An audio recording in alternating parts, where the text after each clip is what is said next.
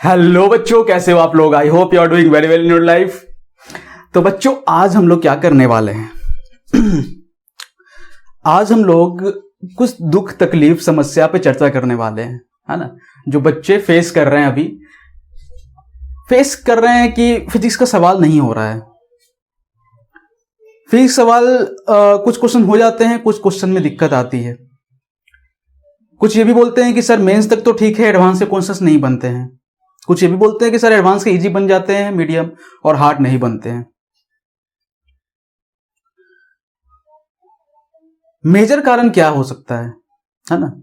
Major कारण क्या हो सकता है कि फिजिक्स आपको समझ में नहीं आई है, कॉन्सेप्ट क्लियर नहीं है, या आपने रटा है और रटा ज्ञान में लगा रहे हो, है ना, मेंस और एडवांस के क्वेश्चंस में। मुझे जहां तक लगता है कि अगर बच्चों को क्या है ना, अगर नहीं बोलूंगा, बच्चों का क्या है कि उन्हें लगता है कि वो क्या कर रहे हैं कि जो चैप्टर पढ़ रहे हैं, जो सब्जेक्ट पढ़ रहे हैं, तो उन्हें लगता है कि हम इतना ज्ञान हो गया मेरे पास और इतने से मैं इतना सारा क्वेश्चंस कर लूंगा आराम से। कॉन्फिडेंस की बात तो है, लेकिन कहीं ना कहीं ये ओवर कॉन्फिडेंट को भी दर्शाता है कि ज्ञान कंप्लीट नहीं रहने पर आप कभी ना कभी मात खा जाओगे। यही हो रहा है बच्चों के साथ। फिजिक्स की बात किया जाए तो फिजिक्स में एनएलएम जो चैप्टर है ना, न्यूटन्स लॉज ऑफ मोशन, ये one of the most important chapter है ना। आप चाहे 11th की बात करो, 12th की बात करो, one of the most important है। जो भी बच्चे मेंस, एडवांस, नीट की तैयारी कर रहे हैं, क्योंकि अगर उन्हें फोर्स बैलेंस करना ही नहीं आएगा, बॉडी पे क्या क्या फोर्सेस लग रहे हैं ये डिटरमाइन करना ही नहीं आएगा, तो मेजॉरिटी ऑफ क्वेश्चंस आपसे नहीं बनने वाले। बच्चों को लगता क्या है कि सर हमें एबीडी आता है, और वो क्या करते हैं कि बेसिक से एबीडी, बेसिक क्या कहें, है ना, ठीक ठाक एबीडी आता है, मैं भी मानता हूं, और उसी ठीक ठाक में वो सोचते हैं कि क्वेश्चन हो जाएगा। इतने नॉलेज में वो सोचते हैं कि इतना सारा क्वेश्चन हो जाएगा। यही गलतफहमी बच्चों की होती है, जो कि उन्हें ऐसा लगता है कि वो जितना एबीडी को जानते हैं, समझते हैं, उतना काफी है। एबीडी एक ऐसा चैप्टर है जो कि आपके एक्सपेक्टेशन जो होता है कि एक्सपेक्ट कर रहे हो आप इतना, कि हाँ ये इतना आ गया मुझे और इससे सारे क्वेश्चन बन जाएंगे। आप आधा पढ़ते हो और क्वेश्चन बनाना शुरू कर देते हो, और क्वेश्चन बनने भी लगते हैं। चाहे बोर्ड का लेवल क्वेश्चन हो, मेंस का क्वेश्चन हो सकता है कि आप थोड़ा अच्छी समझ रहे हो तो एडवांस का क्वेश्चन भी आपसे बन जाए। लेकिन कभी कभी क्या होता है कि कभी कभी जब आप आगे जाते हो, आगे चैप्टर्स में जाते हो, आगे कॉन्सेप्ट क्लियर करने के लिए आगे और क्वेश्चन बनाते हो और अलग अलग बुक्स को ट्राई करते हो, तो आप देखते हो कि आप एबीडी बना रहे हो और कुछ हद तक आप कर रहे हो, उसके बाद समझ में नहीं आ रहा है क्या करना है। या ऐसा होता है कि एबीडी बना रहे हो और ऐसा होता है बहुत बार कि आपको लगता है कि मेरा आंसर सही है, लेकिन और बुक का आंसर गलत है, और ऐसा हो भी सकता है ना, लेकिन हाँ आपको ऐसा लगता है और आप इतना ओवर कॉन्फिडेंट, जो मैंने पहले भी बोला था, कि हो जाते हो।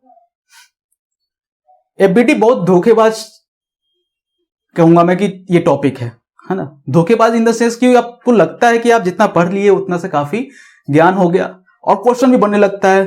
बड़ी बात तो ये है कि क्वेश्चन भी बनने लगता है, आंसर भी आने लगते हैं, लेकिन कहीं ना कहीं आगे जाते जाते जाते एडवांस के पास्ट ईयर क्वेश्चन करते हैं तो क्वेश्चन में अटक जाते हैं कि ऐसा तो मैंने देखा ही नहीं था, ऐसा तो मैंने सोचा ही नहीं था। जैसे कि एडवांस में एक सवाल आया था 2019 में, मेरे ख्याल से, जहां तक मुझे याद आ रहा है 2018 या 2019 में आया था, कि ये बच्चे क्या पढ़ते हैं, ये पढ़ते हैं, ये पढ़ते हैं कि यहां पर एमजी सीटा लगा दो, यहां पर, है ना, एमजी कोशिटा कर दो, एमजी यहां नॉर्मल यहां कर दो। ये बच्चे पढ़ते हैं। सवाल क्या आया था,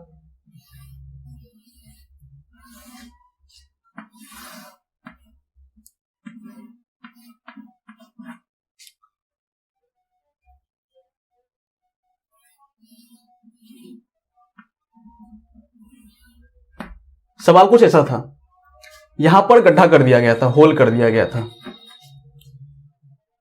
ठीक है, और बच्चों को समझ में नहीं आया था कि इसका एफबीडी कैसे बनाया जाए। उनको लगता था कि जो एफबीडी हम जानते हैं उससे दुनिया का कोई भी सवाल बन जाएगा। बच्चों ने अपने कॉन्फिडेंस था उन्होंने ट्राई भी किया, लेकिन अंतिम में क्या हुआ कि उनका आंसर नहीं आया। जिनका आया है वो बहुत अच्छी बात है, लेकिन बहुतों का आंसर ABCD में से कोई नहीं आया। बहुतों ने तुक्का मारने की कोशिश की। तो मैं इसी रियलाइजेशन की बात कर रहा था कि जो आप बच्चों को नहीं है एफबीडी को लेकर, उन्हें लगता है कि जो एफबीडी वो जानते हैं that is more than enough, और ऐसे सवाल हो जाते हैं। और अच्छी बात या बुरी बात, मैं कहूंगा बुरी बात है ना, कि सवाल भी बनने लगते हैं और आगे जाकर उनके पास टाइम नहीं होता कि वो फिर से रिवाइज कर पाए एफबीडी को। तो इसी कारण से मैंने ये वीडियो बनाया है ना। इस वीडियो में मैं चर्चा करूंगा कुछ सवाल से पहले मैं कुछ बताऊंगा कि एफबीडी में सोचा कैसे जाता है। पेशेंस से देखना इस वीडियो को, है ना, पेशेंस से देखना, है ना। आपको लगेगा कि आपको बहुत कुछ आता है, ठीक है, लेकिन फिर भी आता है तो अच्छी बात है, लेकिन फिर भी एक बार तो देख लेना क्या जाता है ना। इससे क्या होगा कि आपके कॉन्सेप्ट और मजबूत हो जाएंगे, ठीक है, और मजबूत हो जाएंगे। कुछ क्वेश्चंस भी देखेंगे, खासकर ये क्वेश्चन भी देखेंगे कि लास्ट में कि ये कैसे सोचना होता है, और भी तमाम तरह के क्वेश्चंस हम लोग जितने हो सके जो कॉन्सेप्ट क्लियर कर सके वो देखेंगे। स्टार्टिंग जो करूंगा मैं इस वीडियो का वो काफी बेसिक से करूंगा, क्योंकि बहुत बच्चे ऐसे हैं जिन्हें बेसिक भी एफबीडी का नहीं पता, है ना। आपको पता है, अच्छी बात है, लेकिन बहुत बच्चों को एमजी और नॉर्मल कहां कहां लगता है यहां तक नहीं पता। बहुत बार तो बच्चे क्या करते हैं कि जैसे कि अगर इसी में ले ले तो वो एमजी इस तरह ले लेते हैं, है ना, इस तरह, जबकि एमजी हमेशा डाउनवर्ड लगती है। तो आपको पता है, अच्छी बात है, लेकिन ऐसे बहुत बच्चे हैं जो मुझे मिले हैं जो उनको पता नहीं एमजी और कहां लगता है, नॉर्मल कहां लगता है, क्या नॉर्मल हमेशा परपेंडिकुलर लगता है। मन में डाउट है और मन की दुविधा को दूर करने के लिए मैं बेसिक से वीडियो बनाऊंगा। और इस वीडियो को थोड़ा सा हो सकता है कि वीडियो थोड़ा सा लंबा हो जाए, है ना, लेकिन मन मार के अगर देख लिया तो आपके जो डाउट्स है, तमाम डाउट्स वो दूर हो जाएंगे। और आई होप कि मेंस और एडवांस के क्वेश्चंस आपके ना छूटे, क्योंकि आपको पता है इतने टाइम से आप क्वेश्चन कर रहे हो, आपको पता है कि अगर एलएलएम क्लियर नहीं है तो आपके क्या circular motion, friction, work on energy, rotation, है ना, और एसएसएम और इलेक्ट्रोस्टैटिक, है ना, और भी काफी सारे चैप्टर्स में आपको दिखते आएंगे। तो एफबीडी आना चाहिए, ठीक है। तो बहुत स्टार्टिंग से स्टार्ट करूंगा, बहुत बेसिक स्टार्ट करूंगा। जिन्हें बेसिक आती है, क्लियर है, दिखने का मन नहीं है वीडियो, तो थोड़ा सा आगे कर ले वीडियो को और उसके बाद उसे देखें, ठीक है। तो चलो बच्चों स्टार्ट करते हैं और समझते हैं एफबीडी को। तो चलो बच्चों स्टार्ट करते हैं, समझते हैं एफबीडी क्या बोल रहा है, ठीक है। स्टार्ट करने से पहले एक चीज बतानी है मुझे। देखो, यूनिवर्स में टोटल 4 तरह की फोर्स होती है, ठीक है। मैं पूरा चैप्टर नहीं पढ़ा रहा हूँ, जैसे मैं स्टार्टिंग कर रहा हूँ ऐसा मत समझना कि पूरा चैप्टर पढ़ाने वाला हूँ। मैं सिर्फ एफबीडी बताने वाला हूँ, लेकिन थोड़ा सा बेसिक जानना जरूरी है, थोड़ा फील आए कि मैं क्या करने वाला हूँ, ठीक है। टोटल 4 तरह की फोर्स होती है। एक होता है ग्रेविटेशनल फोर्स, एक होता है इलेक्ट्रोमैग्नेटिक फोर्स, एक होता है न्यूक्लियर फोर्स, एक होता है वीक फोर्स, ठीक है। तो मैं इसे अगर लिखूँ तो ध्यान से देखना, एक होता है ग्रेविटेशनल फोर्स, ठीक है। एक होता है इलेक्ट्रोमैग्नेटिक फोर्स, ठीक है। एक होता है न्यूक्लियर फोर्स एंड लास्ट होता है वीक फोर्स। तो बच्चों इतने ही तरह के फोर्स होती है, और जो भी फोर्स अगर आप सोच रहे हो, जैसे स्प्रिंग फोर्स हो गया, है ना, या फ्रिक्शनल फोर्स हो गया, इलास्टिक फोर्स हो गया, जो भी आप सोच रहे हो, ये सारी चीजें इसी के अंडर आती हैं, ठीक है। ये 4 ही तरह के फोर्स होते हैं, ठीक है। आगे हम लोग बताने वाले हैं, जैसे कि अगर नॉर्मल की इसमें चैप्टर की बात करें जिसे हम लोग स्टार्ट कर रहे हैं, तो नॉर्मल फोर्स जो सबसे पॉपुलर फोर्स जो हो रहा है इस चैप्टर में, वो इसमें से किस में आता है? क्या वो ग्रेविटेशन में आता है, ईएम में आता है, या न्यूक्लियर या वीक में आता है? ये भी चर्चा हम लोग करेंगे, ठीक है। खैर, हम लोग बताने वाले हैं कि ग्रेविटेशनल फोर्स के बारे में। तो देखो, ग्रेविटेशनल फोर्स जो है वो हम लोग डिटेल में नहीं कुछ करने वाले इसमें, क्योंकि ये ग्रेविटेशन एक अलग चैप्टर ही हो जाता है जो आप लोग पढ़ोगे। या पढ़ चुके होंगे। मैं बात करने वाला हूं यहां पर ग्रेविटेशनल एक्सेलरेशन की, जिसे स्मॉल जी से डिनोट करते हैं। यह है ग्रेविटेशनल एक्सेलरेशन। ठीक है, एक्सेलरेशन क्या होता है आपने कैलमेटिक्स में बखूबी पढ़ा होगा। तो इसका जो वैल्यू होता है वो होता है 9.8 मीटर पर सेकेंड, ठीक है, स्क्वायर, या तो फिर 10 मीटर पर सेकेंड स्क्वायर। ठीक है, देखो जैसे चैप्टर मतलब जैसे वीडियो आगे बढ़ रहा है वैसे वैसे मैं बीच बीच में कुछ कुछ टिप्स देते जाऊंगा। ठीक है, वो टिप्स को ध्यान से सुनना है ना, और उसे दिमाग में है ना रख लेना। टिप्स क्या है? पहला टिप्स ये है आपका, कभी भी क्वेश्चंस में अगर आपका जी है तो जी अगर स्क्वायर के टर्म में है, या जी अगर क्यूब के टर्म में है, या कोई भी पावर है ना 1 से ज़्यादा कोई और पावर हो जाए ना, 4 हो जाए, 5 हो जाए, 6 हो जाए, ऐसा तो इतना ज़्यादा नहीं होगा लेकिन फिर भी मैं बता रहा हूँ, तब आप जी का वैल्यू 10 मत लेना, 9.8 ही लेना। गलतियां होने की चांस कम हो जाएगी। अगर आपने बहुत सारे क्वेश्चंस किए होंगे तो आप बहुत बार देखे होंगे कि जी के 9.8 या 10 लेने से भी अंतर पड़ता है। बहुत लोग बोलते होंगे कि अंतर नहीं पड़ता, कोई भी ले लो, लेकिन मैं बोल रहा हूं, मैं अपने एक्सपीरियंस से बोल रहा हूं कि अंतर पड़ता है। बहुत सारे क्वेश्चंस हैं ऐसे जिसमें अंतर पड़ता है, इसलिए मैं बता रहा हूं कि अंतर कहां पड़ेगा, जहां पर जी का स्क्वायर हो जाए, जी का क्यूब हो जाए, या जी का पावर 4, 5, 6 हो जाए, वहां काफी ज्यादा अंतर पड़ जाता है। खुद करके देख लो, जी का स्क्वायर कर लो, 9.8 का स्क्वायर कर लो, 9.8 का क्यूब कर लो, और 10 का क्यूब कर लो, बहुत ज्यादा अंतर आ जाएगा।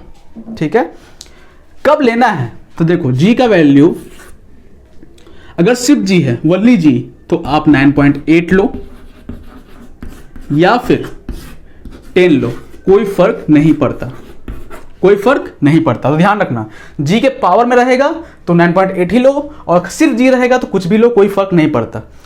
ये चीज, ये जो ट्रिक था है ना, इसे याद रखना। ट्रिक क्या कहूंगा मैं, मतलब ट्रिक क्या ही है ये, मतलब ये समझ लो कि एक तरह का मैंने क्या दिया आपको, थोड़ा सा हिंट दिया है, थोड़ा सा बताया है कि क्या चीजें होती हैं। अच्छा, अब देखो एक चीज और, कि अगर क्वेश्चंस में बहुत बार गिवन होता है कि जी का वैल्यू यही लो यही लो, उस समय ये सब नहीं देखना है। उस समय जो क्वेश्चन में दिया हुआ है वही लेना है।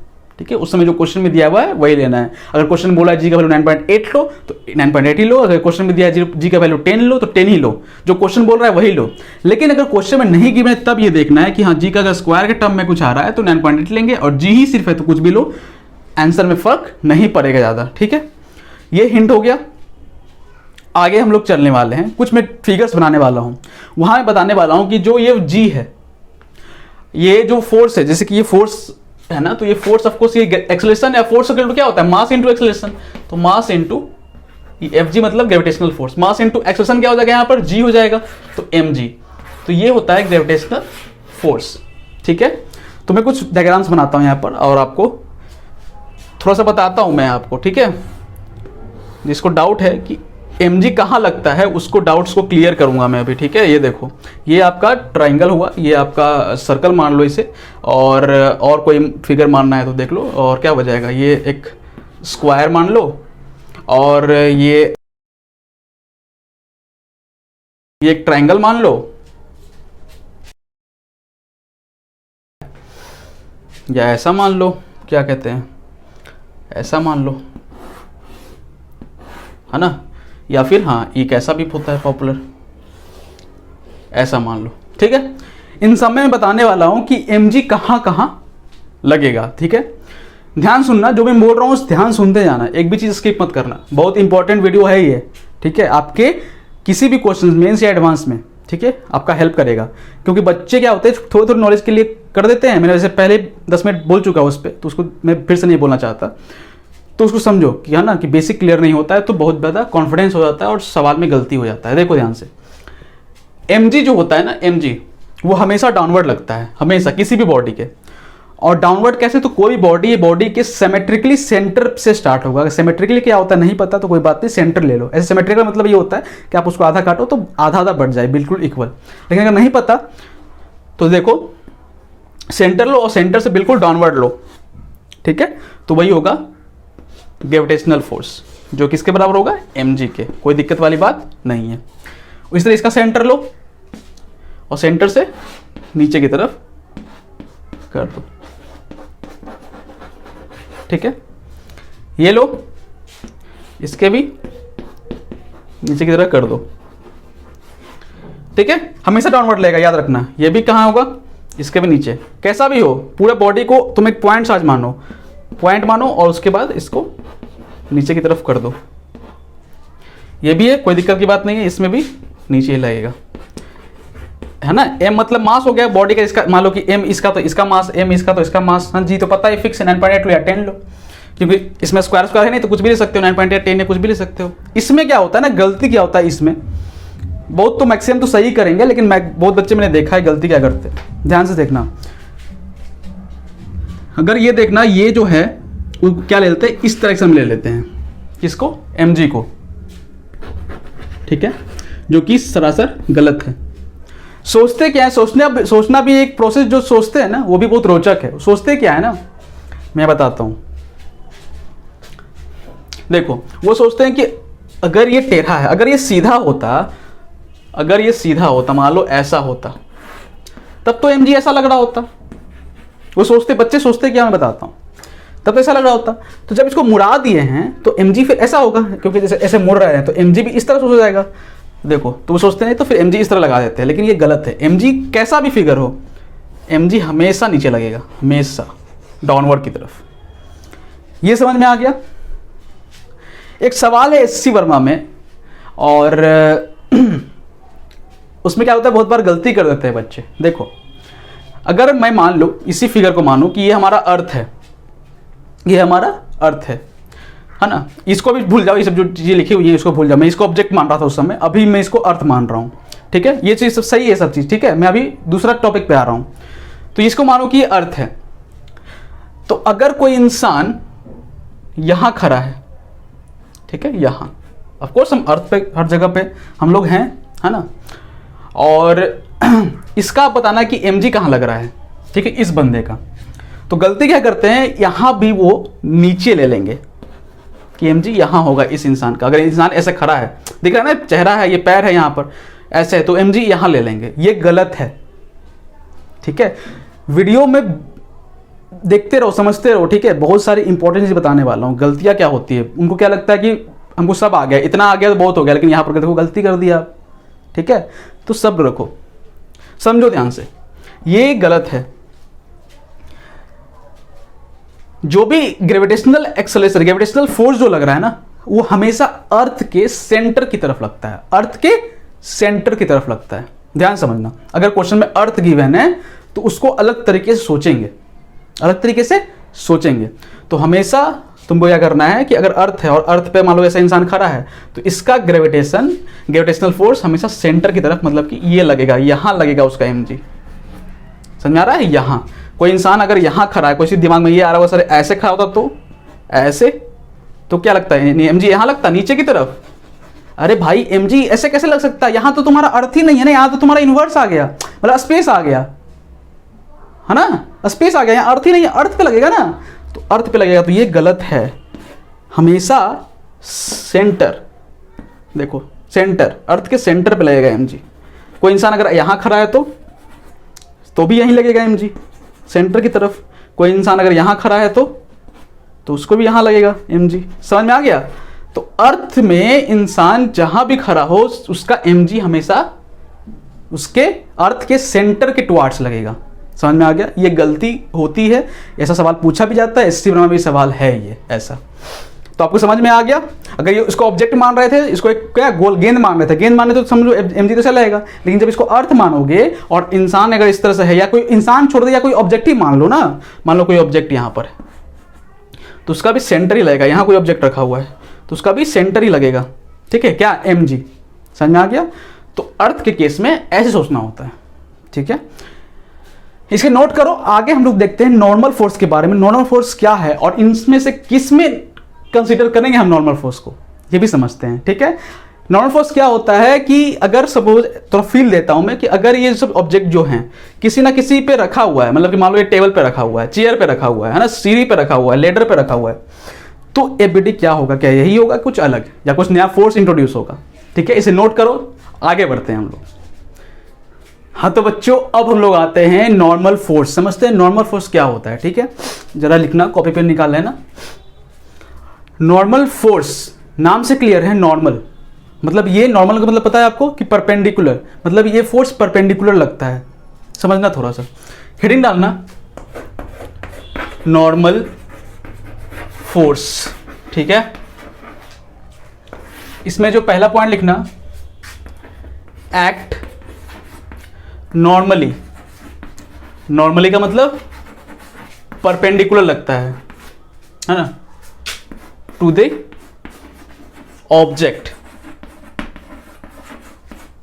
ऑब्जेक्ट के परपेंडिकुलरली। ठीक है, नेक्स्ट पॉइंट है, ये जो नॉर्मल है, मैंने जिसे बोला कि 4 ही तरह का फोर्स होता है नेचर में जो हमें पाया जाता है, 4 तरह की फंडामेंटल फोर्स होती है। तो उसमें से ये एक्चुअली इलेक्ट्रोमैग्नेटिक फोर्स के अंडर आता है। ठीक है, इलेक्ट्रोमैग्नेटिक फोर्स के अंडर आता है, समझना ध्यान से। इलेक्ट्रोमैग्नेटिक फोर्स के अंदर क्यों आता है? तो देखो नॉर्मल फोर्स क्या होता है कि कांटेक्ट फोर्स होता है, ये पॉइंट लिख लो, समझ में आएगा आपको। अभी इसको पता है, अच्छी बात है ना। कांटेक्ट फोर्स होता है, इसको पुशिंग फोर्स भी बोल सकते हैं। पुशिंग फोर्स ये क्या करती है? पुश करती है। तो इसका मतलब क्या है कि देखो जब कोई ऑब्जेक्ट दूसरे ऑब्जेक्ट के पे रखा हुआ हो, कांटेक्ट में हो, तो क्या होगा कि ये ऑब्जेक्ट इस पे एक फोर्स लगाएगा और वही फोर्स ये ऑब्जेक्ट भी इस ऑब्जेक्ट पे लगाएगा, ऊपर वाले पे। तो ये क्यों लग रहा है? कांटेक्ट के कारण। अगर ये नहीं होता, कांटेक्ट में नहीं होता, ये ऐसे होता, तो ये फोर्स एग्जिस्ट ही नहीं करती, लगती ही नहीं। समझ में आ रहा है? तो ये फोर्स इसलिए लग रहा है क्योंकि दोनों कांटेक्ट में हैं। इसका मतलब कि अगर नॉर्मल फोर्स की बात करें, act normally to the object, तो देखो कुछ फिगर देता हूं मैं, समझ में आएगा आपको। देखो जैसे कि ये सरफेस है और इस सरफेस पे एक ऑब्जेक्ट रखा हुआ है, ध्यान समझना, ये ऐसा ऑब्जेक्ट रखा हुआ है। अब बोला जाए भाई कि इसका एफबीडी बनाया जाए, ठीक है, फ्री बॉडी डायग्राम। तो देखना कोई भी बॉडी है, मैंने बोला डाउनवर्ड लगेगा mg, जो इसका मास होगा mg हो गया। लेकिन खुद सोचो कि क्या ये mg एक ही फोर्स लग रहा है? एक ही फोर्स लग रहा है mg, तो क्या ये ऑब्जेक्ट नीचे जा रहा है? नहीं जा रहा है। फोर्स लगने के बाद भी, एक ही फोर्स लगने के बाद भी, अरे कोई इसको नीचे खींच रहा है लेकिन ये ऊपर नहीं जा रहा है, इसका मतलब कि कोई इसको ऊपर की तरफ भी खींच रहा है।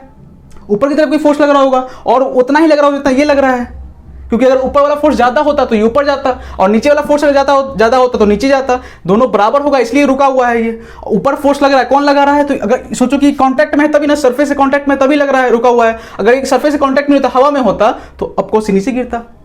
इसका मतलब कांटेक्ट फोर्स लग रहा है, और कांटेक्ट फोर्स जो लगेगा वो नॉर्मली लगता है और नॉर्मली लगेगा इस डायरेक्शन में। और ये फोर्स जो है नॉर्मल फोर्स, इसको एन से नोट करते हैं हम लोग, नॉर्मल फोर्स ये। तो ये नॉर्मल फोर्स और ये mg, मैं इक्वेशन में साथ में लिखते जाऊंगा, ठीक है, जो समझ में आएगा। ये नॉर्मल फोर्स और ये mg दोनों बराबर होगा, तभी जाके ये ऑब्जेक्ट रुका हुआ है, स्थिर है। समझ में आ रहा है? तो ये नॉर्मल और mg बराबर होगा। यहां तक क्लियर है? अच्छा, एक और सवाल लेते हैं, ध्यान समझना, ठीक है। देखो पढ़ने वाले बंदे हो गए तो उसको समझ में आ रहा होगा क्या नॉलेज चीजें चल रही हैं, क्या नहीं चल रही हैं, ठीक है। अब समझो, ठीक है, खैर आगे से पढ़ोगे, अब बहुत को पढ़ा होगा तो आगे बढ़ जाओ, है ना, आगे और मजेदार चीजें बताएंगे, ठीक है। देखो अब इसका बनाना है, इसका ही बनाना है, इसका ही बनाना है एफबीडी। ध्यान समझना कैसे बनाएंगे। तो अगर इस ऑब्जेक्ट का बना रहे हैं, मान लो इसका मास मान लो m1 है, इसका मास मान लो m2 है, कोई दिक्कत वाली बात नहीं है। तो अगर एफबीडी बना रहे हैं, मान लो इसका बना रहे हैं, तो क्या होगा, है ना, सेंटर यहाँ पकड़ लिया और नीचे होगा m1g, ठीक है। पहले इसका बनाते हैं, ठीक है। अब ये ऑब्जेक्ट जो है इस सरफेस से कांटेक्ट में है, तो सरफेस लगा रहा होगा ऊपर की तरफ, तो सरफेस लगा रहा है ऊपर की तरफ, मान लो n1, है ना। n1 क्यों दिए? क्योंकि ध्यान सुनो, तो ये ब्लॉक है, ये ब्लॉक भी तो इससे कांटेक्ट में है, इस ब्लॉक के, तो ये ब्लॉक भी लगा रहा होगा इस पे नीचे की तरफ फोर्स, अरे दबा रहा होगा ना, तो वो भी क्या लगा, कांटेक्ट के कारण लग रहा है, तो वो भी लगेगा यहाँ पर नॉर्मल। तो उसको n2 दे दिए, तो इसको n2 दे दिए, इसको n1 मान लिए, तो ये हो जाएगा टोटल फोर्स। तो हम इसको अलग से अगर क्रिएट करें तो इस तरह से होगा कि m1g नीचे, सरफेस लगा रहा है ऊपर की तरफ, तो नॉर्मल हो गया, n1 नाम दे दिए, और ब्लॉक भी इसके टच में है, तो ब्लॉक लगाएगा नीचे की तरफ, तो वो लगाएगा n2। अच्छा फील कर रहे हो कि नहीं? अगर ब्लॉक है तो ब्लॉक कैसे नीचे लगाएगा ना, उसको दबाएगा, तो n2 हो गया। सरफेस के उसको उठाए रखेगा, तो क्या है, n1 बड़ा ऊपर है, ठीक है। अगर इसका बना रहे हैं अब m2 का, तो m2 का देखो M2 का बनाना है तो M2G नीचे हो जाएगा, ये तो हमेशा नीचे ही लगता है किसी भी केस में। अब ये इस पे क्या नॉर्मल लग रहा है, इसके कांटेक्ट में है, तो ये ब्लॉक अब लगाएगा इस पे, लेकिन कितना लगाएगा, उतना ही लगाएगा जितना ये लगा रहा है। तो ये कितना लगा है, N2 लगा रहा है, तो उतना ही लगाएगा, कहीं इक्वल एंड अपोजिट, तो N2।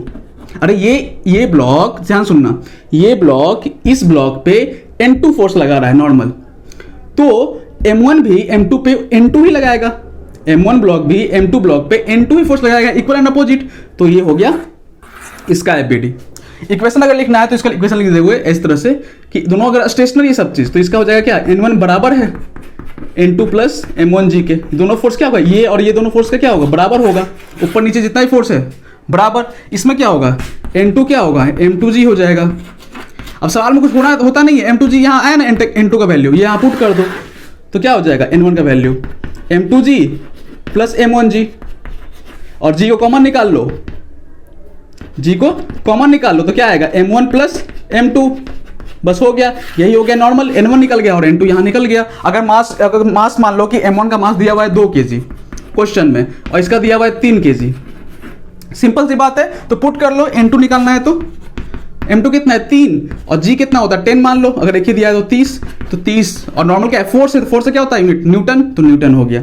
इसका निकालना है N1, तो क्या है, G बाहर ले लिए, M1 प्लस M2 मतलब 2 और प्लस 3 5 हो जाएगा, और 5 × 10 कितना 50 हो जाएगा, तो N1 हो जाएगा 50 न्यूटन।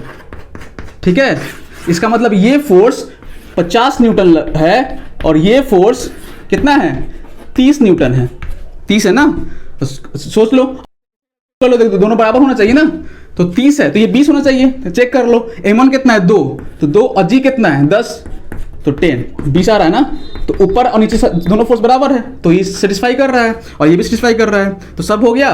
तो इस तरह से सवाल और इस तरह से फिगर नॉर्मल के क्वेश्चन में हम लोग करते हैं। समझ में आ गया होगा आपको कि नॉर्मल कैसे अप्लाई करते हैं, और नॉर्मल का कंडीशन क्या होता है, नॉर्मल किस तरह का फोर्स होता है वो समझ में आ गया होगा। कॉन्टैक्ट फोर्स होता है ना, पुशिंग फोर्स होता है। पुशिंग मतलब कि देखो पुश कर रहा है ना, एक ऑब्जेक्ट पे पुश ही कर रहा है ऊपर तरफ, ये क्या कर रहा है N2 नीचे की तरफ पुश कर रहा है, तो ये पुशिंग फोर्स होता है। यहाँ तक क्लियर है। इलेक्ट्रोमैग्नेटिक फोर्स, हाँ इलेक्ट्रोमैग्नेटिक फोर्स होता है, ये भी बता चुके हैं ना कि ये इलेक्ट्रोमैग्नेटिक फोर्स क्यों होता है, तो जो इसके इलेक्ट्रॉन्स है, मान लो कि सरफेस के इलेक्ट्रॉन्स और ब्लॉक के इलेक्ट्रॉन्स के कारण, इन दोनों पे कारण एक दूसरे पे फोर्स लगाता है, तो क्या है, इलेक्ट्रॉन के कारण, तो इलेक्ट्रोमैग्नेटिक फोर्स है। ठीक है, ज़्यादा डीप में नहीं जाने की जरूरत है, क्योंकि जितना नॉलेज है उतना ही इनफ है।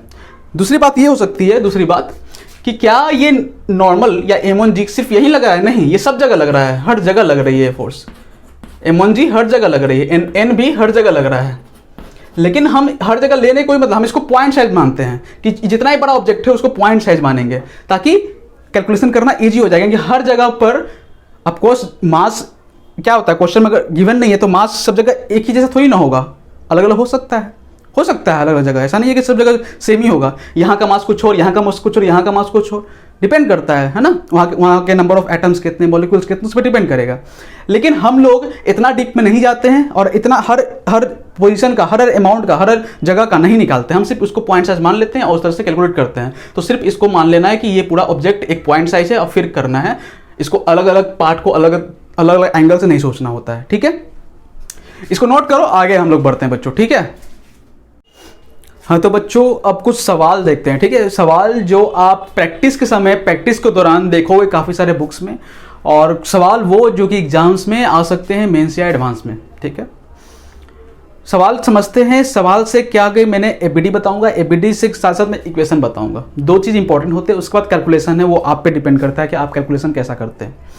मैं एबीडी बताऊंगा, इक्वेशन बताऊंगा, कुछ सवाल को जो सवाल सोचने लायक होते हैं, सोचा जाता है कि हाँ इसमें कैसा करेंगे, इसमें कैसा करेंगे, है ना। आप प्रैक्टिस के दौरान कई बुक्स में भी देखोगे, और एग्जाम के दौरान भी, जब आप एग्जाम दोगे तो वहाँ भी देख सकते हो इस तरह के सवाल। देखो मान लो ये एक ऐसा ब्लॉक है, इसी टच, है ना, एक ऐसा ब्लॉक है, और ये ब्लॉक, जो भी ब्लॉक है, ये एक सरफेस पर रखा हुआ है, और सरफेस कुछ ऐसा, बढ़िया। अच्छा, अब क्या बात है, तो ये जो दोनों ब्लॉक है ना, दोनों जो ब्लॉक है, तो इन दोनों पे क्या क्या फोर्स लग रही है एफबीडी बना के समझते हैं हम लोग थोड़ा। मान लो कि इसका मास m1 है और इसका मास m2 है। मैंने बोला कि जब भी एफबीडी बनाना है तो उसको पॉइंट साइज मान लो, सबसे ईजी रहेगा। आप क्या करो कि यहाँ पर मत बनाओ, यहाँ पर एफबीडी मत बनाओ, है ना, मेरा सजेशन है, मेरा पर्सनल सजेशन। आप क्या करो, इसको पॉइंट मान लो। देखो इसको पॉइंट मान लिया मैंने, m1 माना है तो m1 ने पॉइंट, एक पॉइंट मान लिया। अब इसका कहाँ नीचे m1g लगेगा, तो नीचे लगेगा m1g, ठीक है। अब इसके सरफेस कांटेक्ट में तो नॉर्मल लगाएगा, तो ऊपर नॉर्मल मान लिया मैंने, है ना, n1 मान लिया, क्योंकि और भी नॉर्मल आएंगे, अभी दिख ही रहा होगा आपको। तो ये m1g हो गया, नॉर्मल हो गया। और भी लग रहा है क्या, लग रहा है, बोलो लग रहा है। अरे देखो ये भी तो कांटेक्ट में है ना इसके, तो ये भी नॉर्मल लगेगा इस डायरेक्शन में, यहाँ ये ब्लॉक भी लगाएगा नॉर्मल इस डायरेक्शन में। हाँ, तो मान लो कि ये नॉर्मल हो गया n2। ये हुआ कंप्लीट एफबीडी हो गया m1 का, और कुछ तो फोर्स लग नहीं रहा है इस पे। उसी तरह अगर बात करें m2 का, तो m2 का भी नीचे लगेगा m2g। ये सरफेस से कांटेक्ट में है तो वो भी लगाएगा ऊपर की तरफ, है ना। क्या लगाएगा बताओ, n2 लगाएगा। ये मत समझना कि ये सरफेस है तो ये हर जगह n1 लगा रहा होगा, ना, ये डिपेंड करता है ऊपर वाला ऑब्जेक्ट कैसा है। दोनों ऑब्जेक्ट डिफरेंट है ऑफ कोर्स, तो क्या नॉर्मली डिफरेंट होगा। तो ये n2 मान लिया, सॉरी n2 दे दिए ना, तो इसको n3 मान लेते हैं, n3 मान लिए, ठीक है। और ऑफकोर्स ये ऑब्जेक्ट भी इससे कॉन्टेक्ट में है तो ये भी लगाएगा इस डायरेक्शन में फोर्स। तो कितना लगाएगा, इक्वल एंड अपोजिट, तो ये n2 लगा रहा है तो ये भी n2 ही लगाएगा, है ना। अरे ये दोनों इस पे क्या लगाएगा, ये भी ये लगाएगा इस पे n2, तो ये भी लगाएगा इस पे n2, है ना, इक्वल एंड अपोजिट, तो वो होगा। तो ये होगा एफबीडी बच्चों। इसका अगर हमें इक्वेशन लिखना है तो देखो ये ब्लॉक क्या ना ऊपर जा रहा है ना नीचे जा रहा है, तो n1 और m1g बराबर होगा, तो n1 बराबर m1g, ठीक है। n2 जो होगा, है ना, यहाँ पर n2 एक फोर्स है जो कि इसको एक्सेलरेट करवा सकता है, लेकिन ये दोनों एक दूसरे पे कैंसिल आउट हो जाएगा, तो ये n2 लेने की कोई ज़रूरत नहीं है, ठीक है। n2 लेने की कोई ज़रूरत नहीं, क्योंकि आपको तो दोनों फोर्स सेम है तो कैंसिल कर देगा एक दूसरे को, तो लेने की जरूरत है ही नहीं। उसी तरह यहाँ पर करें तो n3 बराबर m2g, यहाँ तक ठीक है ना। या ऐसे भी कर सकते हो कि एक्सेशन नहीं कर रहा है तो कह दो कि n2 जो फोर्स है वो 0 है ना, क्योंकि मास फोर्स बराबर क्या होता है, मास इंटू एक्सेलरेशन, और एक्सेलरेशन अगर 0 है तो टोटल क्या हो जाएगा, 0 हो जाएगा, तो n2 0 हो गया। तो यहाँ भी कह सकते हो कि n2 0 है, 0 न्यूटन, ठीक है।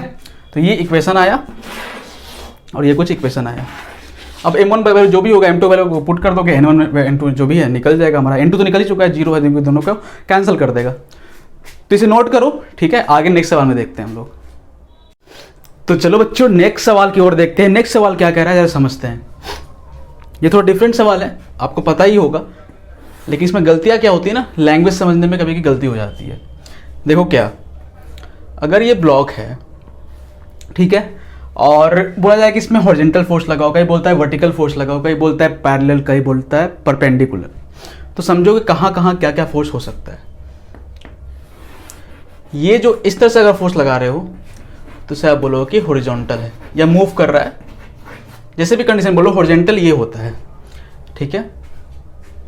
ये लाइन हॉरिजॉन्टल हुई। अब हॉरिजॉन्टल कैसे बोल सकता है, ऐसे भी हो सकता है हॉरिजॉन्टल, या ऐसे भी हो सकता है, लेकिन खुद सोचो कि ऐसे कैसे लगाएगा हॉरिजॉन्टल। यहाँ पर वेज है ना, ये यहाँ पर वेज है, तो यहाँ कैसे लगाएगा, तो ऑफकोर्स ये ऐसे ही लगाएगा। वर्टिकल कुछ ऐसा होगा, ये हुआ भाई वर्टिकल, ठीक है।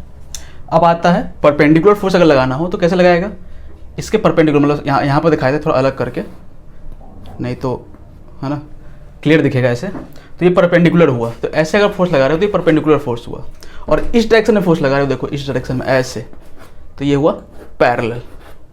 अब ये बात भी जरूरी नहीं कि डायरेक्शन मैंने ऐसे दिया तो ऐसे ही, ऐसे भी लग सकता है पैरेलल, वो क्वेश्चन के अकॉर्डिंग देखना होगा कि हाँ आप ऐसे लगा रहे हो या ऐसे लगा रहे हो, वो है। लेकिन हाँ रास्ता तो यही होगा, ठीक है, रास्ता तो यही होगा, ठीक है। समझ में आ गया आपको। तो हॉरिजॉन्टल, वर्टिकल, परपेंडिकुलर, पैरेलल, इसको नोट कर लो। ये क्वेश्चन में बहुत बार कंफ्यूजन करता है कि किस तरह से लगाया जाए। अब इसका एफबीडी अगर बनाया जाए तो ध्यान से देखना कि अगर ये वेज है, ये ब्लॉक है, इस ब्लॉक का एफबीडी हमें बनाना है। सिंपल है, कोई भी ब्लॉक हो नीचे की तरफ mg तो लगेगा ही लगेगा, कोई भी ऑब्जेक्ट हो। आपको बखूबी पता होगा कि इस डायरेक्शन में mg साइन थीटा लगता है ना, और इस डायरेक्शन में mg कॉस थीटा।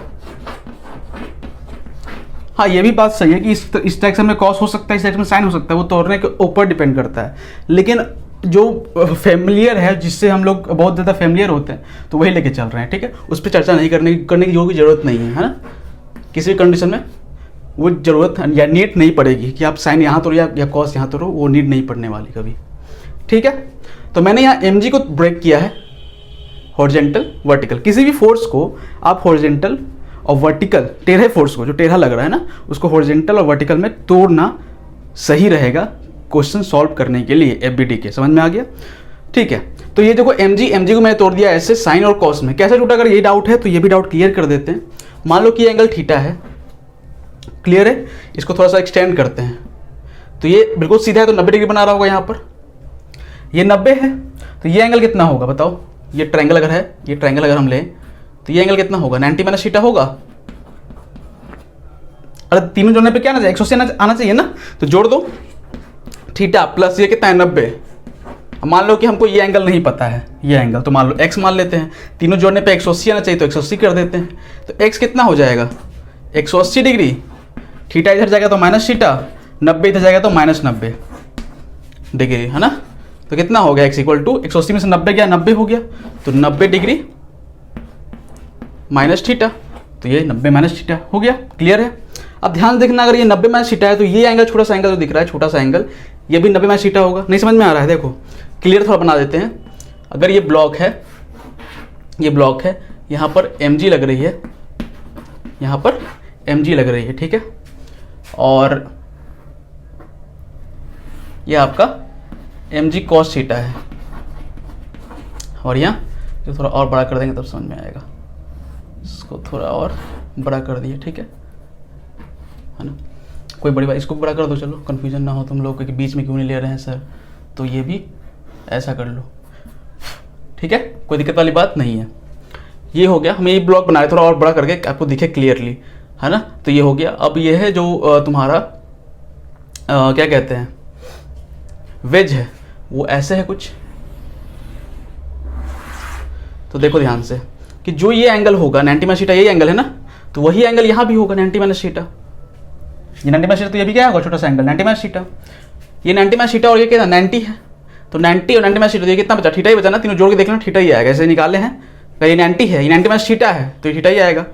तो ये एंगल जो हुआ यहाँ पर, ये थीटा हुआ, तो यहाँ पर थीटा है। और थीटा के साथ में जो रहता है वो कॉस से कंपोनेंट रहता है, तो ये mg कॉस हुआ, इसलिए जो बाकी बच गया परपेंडिकुलर में वो हो गया mg साइन थीटा। तो इस तरह से हमने इसको ब्रेक करते हैं और इस तरह से समझते हैं, ठीक है। दिक्कतें क्या होती है ना बच्चों, दिक्कत ये होती है कि आप क्या करते हो कि mg को रट लेते हो कि चलो साइन इधर लग रहा है, कॉस इधर लग रहा है। लेकिन किसी किसी सवाल में, है ना, एडवांस के अच्छे सवाल में आपको नॉर्मल को तोड़ना पड़ सकता है। नॉर्मल भी तोड़ सकता है ना, नॉर्मल भी ऐसा लग रहा है, नॉर्मल भी आप तोड़ सकते हो ऐसे ऐसे। तो नॉर्मल भी तोड़ना कंपलसरी हो जाता है बहुत सारे सवाल में, और वहां पर अटक जाते हो। ज्ञान पूरी नहीं रहने पर यही होता है, रटना विद्या काम नहीं करती, खासकर एडवांस में तो और नहीं। तो देखो, अगर नॉर्मल को अगर तोड़ने की जरूरत पड़े तो नॉर्मल कैसे तोड़ेंगे, ठीक है। अगर यहीं तोड़ देते कोई दिक्कत नहीं, लेकिन आप तोड़ रहे हो तो ध्यान से देखो, इस तरह से तोड़ोगे। ये देखो ऐसे है, तो ऑफकोर्स कैसे होगा, ये एक ऐसे लगेगा और एक ऐसे लगेगा। नहीं समझ में आया। अरे कभी भी आप मान लो कि इसको तोड़ना है हमें, इसको टेढ़ा है, तोड़ेंगे तो एक ऐसे टूटेगा और एक ऐसे टूटेगा। ये बीच में होना चाहिए, बीच में दिख रहा है, ऐसे टूटा ऐसे टूटा, तो ये बीच में। जैसे कोई ये इसे mg में तोड़ा, देखो कॉस यहाँ, साइन इधर, mg बीच में। उस तरह यहाँ यहाँ टूटेगा तो नॉर्मल बीच में। समझ में आ रहा है। अब देखो ये एंगल मेरा थीटा है, तो ऑफकोर्स ये एंगल भी क्या होगा, थीटा होगा।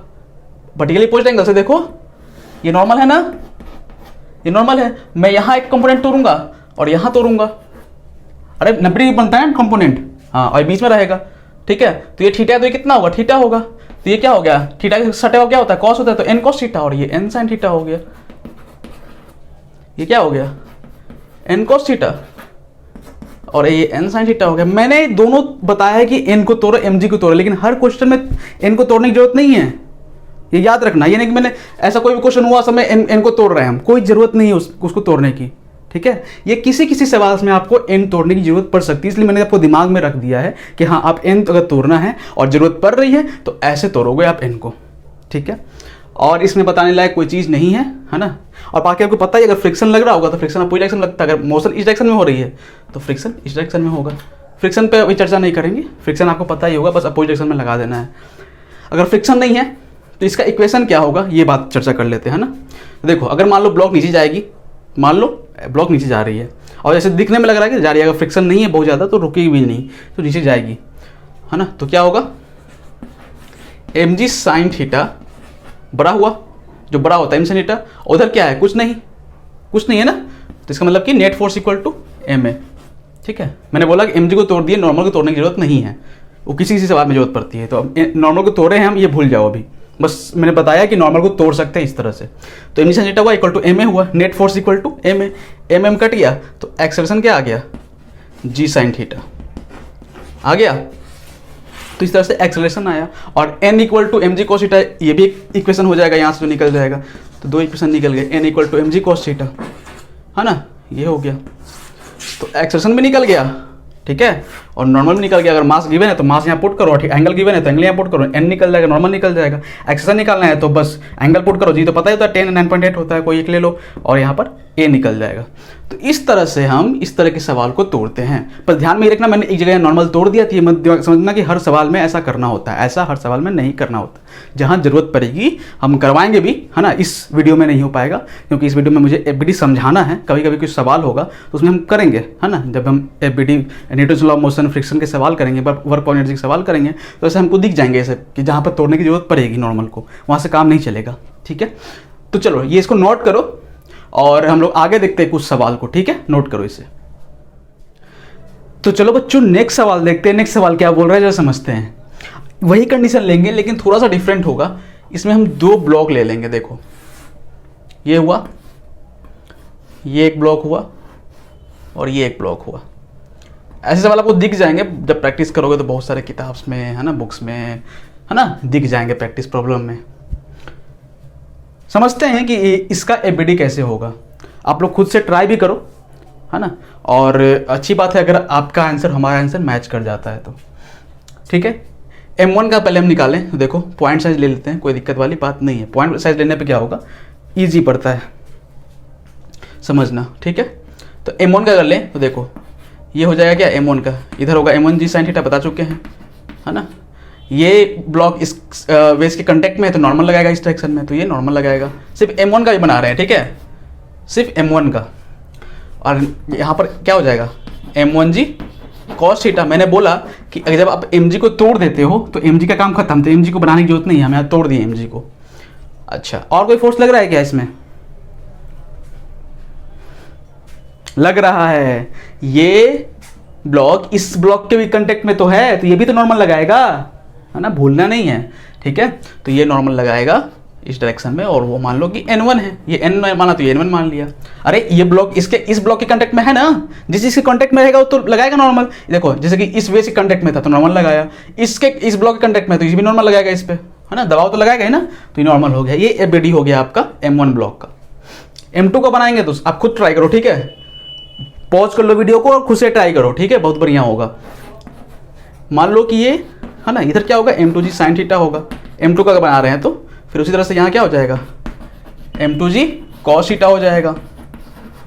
ये जो ब्लॉक है इस वेज के कांटेक्ट में तो नॉर्मल लगाएगा, और मैंने बता चुका है कि नॉर्मल ये नहीं कि नॉर्मल यहाँ n है तो हर जगह n ही लगाएगा, नहीं, वो डिपेंड करता है बॉडी पे, बॉडी डिफरेंट है, मास डिफरेंट है तो डिपेंड करेगा। तो ये ऑफकोर्स यहाँ अलग होगा, और यहाँ N1 तो यहाँ N2 ले लेते हैं अलग दिखाने के लिए।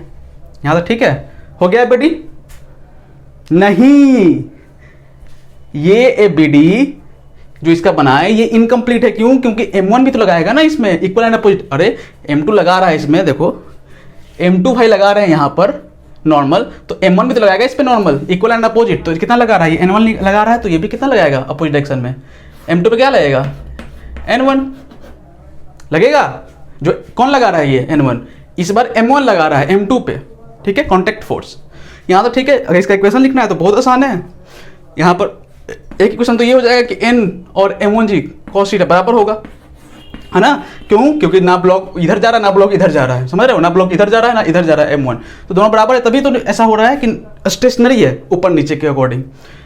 अगर ये ब्लॉक मान लो कि ऐसे एक्सेलरेट कर रहा है ना, अगर कोई फ्रिक्शन नहीं है, कोई एक्सटर्नल फोर्स अपोजिट डायरेक्शन में नहीं लग रही है, तो ऑफकोर्स ये मूव करेगा नीचे। तो ये क्या होगा, तो इस एक्सेशन क्या हो जाएगा, नेट फोर्स क्या है यहाँ पर जो इसको मूव करवा रहा है, moving force M1G sin theta और प्लस N1 यही मूव करा रहा है। तो net force equal to mass into acceleration. Mass कौन लेंगे, जिसका बना रहा है, बस उतना ही, दोनों नहीं लेना है। M1A हो जाएगा, ये एक्सेलरेशन हो जाएगा। इसका अगर करना है हमें तो क्या करेंगे, एक तो हो जाएगा कि N2 और M2G बराबर हो जाएगा M2G cos थीटा, है ना, क्योंकि ना उधर जा रहा है ना इधर जा रहा है, लेकिन ब्लॉक नीचे जा रहा है, इसका मतलब ये फोर्स, है ना, मैंने बोला ना कि मान लो कि नीचे जा रहा है, तो मैंने बोला तो इसका मतलब क्या, ये फोर्स ज़्यादा होगा तभी नीचे जाएगा, अगर ये फोर्स ज़्यादा होता तो ऊपर जाता ना, तो ये फोर्स ज़्यादा होगा, तो ये बड़ा है तो बड़ा में से छोटा घटाएंगे तब नेट फोर्स पता चलेगा। हाँ याद रखना, बड़े में छोटा घटाएंगे तो नेट फोर्स निकलता है, तो बड़े में छोटा घटा दिए इक्वल टू, अब क्या है, नेट फोर्स हो गया into equal to mass, into mass कौन है, वही मास लेंगे M2 का जिसका बनाया हम, इंटू एक्सेलरेशन, सीधी सी बात है। तो ये आपका हो गया, है ना। और ध्यान ये भी बात रखना है, कभी कभी क्या होता है ना कि ये तो कांटेक्ट में है ना, बिल्कुल एक दूसरे से कांटेक्ट में आ गया, ऐसा भी हो सकता है कि गिरने, ये स्टार्टिंग में ऐसा हो लेकिन ये M1 पहले गिरे M2 बाद में गिरे, तो उस समय दोनों का एक्सेलरेशन अलग कर देना होगा आपको, दोनों का एक्सेलरेशन अलग कर देना होगा। और जब टूटने के समय N1 जो ये फोर्स होता है ना, ये भी हर टाइम अप्लाई नहीं होगा। वो क्वेश्चन थोड़ा कॉम्प्लिकेटेड हो जाएगा, है ना, वो हम चर्चा करेंगे, है ना, उस तरह के क्वेश्चन भी चर्चा करेंगे जब ये नीचे गिरने के बाद ये कहीं पहले गिरे ये बाद में गिरे। ये भी होता है, कैलकुलेट करना पड़ता है कि M1 कितना टाइम पे गिरा M2 के कंपेयर में, ये सब सवाल भी होते हैं, है ना। ऐसा डरने वाली बात नहीं है, हम लोग ये सवाल भी करेंगे जब हम लोग LLM करेंगे तो हम डिटेल में चर्चा करेंगे। अभी मेरा पर्पस बस इतना है कि आपको APD समझाना कि APD क्या होता है, तो इसको नोट करो, है ना। नेक्स्ट सवाल हम देखेंगे थोड़ा सा अलग टाइप का, नोट करो इसे।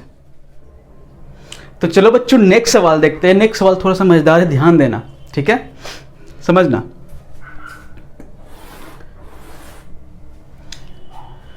इसमें क्या है ना, ये कुछ इस तरह से रखा हुआ है, इस तरह से एक ब्लॉक, ठीक है, और उसके ऊपर एक और ब्लॉक रखा हुआ है। देखने में आसान लग रहा होगा, आसान है भी, थोड़ा सा मतलब कि टर्न कर दिया है सवाल को, आपको फील होगा जब मैं बताऊंगा आगे। देखो, इसको M1 मान लो, इसको M2 मान लो, दोनों का APD बताना है, बस इतना है।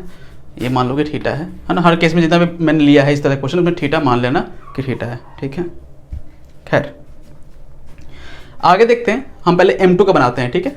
M2 का तो बहुत सिंपल है, आपको पता ही हो क्या होगा, नीचे M2G लगेगा और इसके कॉन्टेक्ट में तो ऊपर नॉर्मल भी लगेगा, तो ऊपर नॉर्मल, ठीक है। ये हो गया बस M2G का, और कुछ नहीं है, क्योंकि सीधी बात है ना, इसे कांटेक्ट में और बिल्कुल क्या है, इसके लिए क्या है, सरफेस ही हो गया ना M2 के लिए, ये सरफेस हो गया बिल्कुल, तो ये सिर्फ नॉर्मल लगाएगा, कुछ और नहीं लगने वाला। ये मत समझना कि इसमें लगने वाला M2G sin थीटा वगैरह वगैरह, नहीं लगने वाला। जब इस तरह से हो ना, इस स्लाइड पे हो, तब ऐसा लगना है, इस तरह से बिल्कुल इसके लिए सरफेस हो गया ना ये M2 के लिए M1, है ना, तो इसके लिए तो इस सरफेस हो गया। तो उस सिचुएशन में हम इस तरह से नहीं सोचेंगे कि M2G sin थीटा लगाना है, M2G cos थीटा, इसको ऐसे नहीं सोचेंगे, क्योंकि M2G बिल्कुल सीधे लग रहा है, बिल्कुल सीधे, टूटने के सवाल ही बात नहीं होता, इसको कंपोनेंट में तोड़ने की बात ही पे डिस्कशन ही नहीं होता, ठीक है। अच्छा, M1 की बात करते हैं। M1 पे देखो, M1 थोड़ा सा इंटरेस्टिंग होगा। M1 आपको वेज पे है तो इसमें तो लगेगा, क्या लगेगा, M1G sin थीटा लगेगा, बहुत बढ़िया। इसमें क्या होगा, M1G cos थीटा। ये जो ब्लॉक है इस वेज के कांटेक्ट में, तो नॉर्मल लगेगा इस डायरेक्शन में, तो नॉर्मल लगेगा इस डायरेक्शन में। ये नॉर्मल N मान लिया तो इसको N1 मान लेते हैं, कोई दिक्कत वाली बात नहीं है। और सीधी सी बात है, ये नॉर्मल कौन लगा रहा है, M1 लगा रहा है M2 पे, तो जब M1 का बनाएंगे तो ये भी लगाएगा N नीचे की तरफ, तो ये भी लगाएगा N नीचे की तरफ। यहाँ तक क्लियर है। अच्छा, लेकिन ध्यान से देखो, हाँ ना, सॉरी, ध्यान से देखो, तो यहाँ से देखने वाली बात है कि चलो ये तो चलो एक तरह का हो गया, क्या वर्टिकल मान लो, इसको हॉरिजॉन्टल मान लो, है ना, इसको वर्टिकल मतलब कि सॉरी परपेंडिकुलर मान लो, इसको परपेंडिकुलर, और ये हो गया आपका हॉरिजॉन्टल। लेकिन ये कहाँ पर आएगा, लाई करेगा, इसको लेंगे कैसे इक्वेशन में, जैसे कि इक्वेशन में अगर बात करें तो ये आ जाएगा N इक्वल टू, है ना, M2G, तब, है ना, जब ये रुका हुआ है, स्टेशनरी है, तब की बात कर रहे हैं हम, ठीक है। कोई ऐसे दिक्कत वाली बात नहीं है। क्वेश्चन के हिसाब से आप उसको मोशन में भी ले सकते हो और उसको स्टेशनरी रेस्ट में भी ले सकते हो, वो क्वेश्चन के अकॉर्डिंग होता है। चलो ठीक है, इतना हो गया इक्वेशन। बात आते हैं इसका कि इसका इक्वेशन कैसे लें, क्योंकि हम इसको तो ले लेंगे, इसको भी कंसीडर कर लेंगे। हाँ चलो ये बराबर है तो कंसीडर कर लेंगे, लेकिन ये कहाँ पर आएगा, ये नॉर्मल कैसे कर लेंगे हम, कहाँ पर कंसीडर करेंगे। कभी भी हम तोड़ते हैं ना तो एक ही दो पाथ में तोड़ते हैं, तो हॉरिजॉन्टल वर्टिकल हॉरिजॉन्टल वर्टिकल, है ना। तो ये देखो हॉरिजॉन्टल ये वर्टिकल मान लो, पर परपेंडिकुलर मतलब वर्टिकल बता रहा हूँ, समझ लो। तो वर्टिकल और हॉरिजॉन्टल, ठीक है, उस तरह से आप तोड़ सकते हो। तो इसको कहाँ तोड़ोगे, तो इसका मतलब इसको भी तोड़ना पड़ेगा, तभी ना हॉरिजॉन्टल वर्टिकल आएगा। ये ऐसा अच्छा नहीं लग रहा, समझ में आ रहा है कि सब देखो यहाँ पर रहता ही है, यहाँ पर रहता है, लेकिन ये कहाँ से आ गया ना, इसको भी आप तोड़ोगे कंपोनेंट में, ठीक है। ध्यान से दो, तो ध्यान से देखोगे तो देखो ये क्या है, नॉर्मल है, बिल्कुल नॉर्मल कहाँ होगा, नॉर्मल यहाँ होगा नॉर्मल। और इस M1G कहाँ होगा, यहीं होगा, मतलब ये M1G के लाइन पे है, ये नॉर्मल कहाँ पर है, इसके M1G अगर बनाते हैं तो यहाँ ही बनाते हैं ना M1G, तो M1G जहाँ होता है उसी के लाइन पे है। और M1G को कैसे तोड़ा है हमने, यहाँ कॉस यहाँ साइन, तो नॉर्मल को तोड़ेंगे तो कैसे तोड़ेंगे, यहाँ कॉस और यहाँ साइन, समझ में आ रहा है ना। जैसे मैंने M1G को तोड़ा कॉस में और साइन में, और उसी लाइन में नॉर्मल भी है ना, देखो नॉर्मल कहाँ है, सीधा बिल्कुल सीधा होता है, M1G बिल्कुल सीधा होता है, तो दोनों एक ही लाइन पे है। जैसे मैंने इसको तोड़ा उसे इसको भी तोड़ दिया, तो ये यहाँ टूट गया। अब तोड़ने के बाद इसका काम खत्म, इसको भूल जाओ कि ये कोई फोर्स भी था, ये तोड़ने के बाद ये हो गया। अब इसका इक्वेशन लिखना है तो बहुत सिंपल है, ये और ये बराबर ही होगा, क्योंकि ना ये ऊपर जा रहा है ना इधर जा रहा है। तो N1 equal to M1G cos theta plus N cos theta, ये हो गया, है ना। इसका क्या करना है, तो अगर हम इसको M2 को स्टेशनरी मान रहे हैं तो इसको भी स्टेशनरी मान लेते हैं। अगर नहीं आपको मन नहीं पच रहा है कि गिरेगा ये, तो चलो इसको भी चेंज कर लो, कोई दिक्कत वाली बात नहीं है। इसको क्या मोशन में मानना है तो क्या करोगे, M2G ज़्यादा होगा तभी नीचे गिरेगा, तो M2G minus N equal to M2 है। ये इक्वेशन हो गया आपका M2 का। और इसका अगर बताना है तो क्या हो जाएगा बताओ, इसके कारण मूव करेगा, है ना, इसके कारण M1G sine theta plus N sine theta equal to M1A।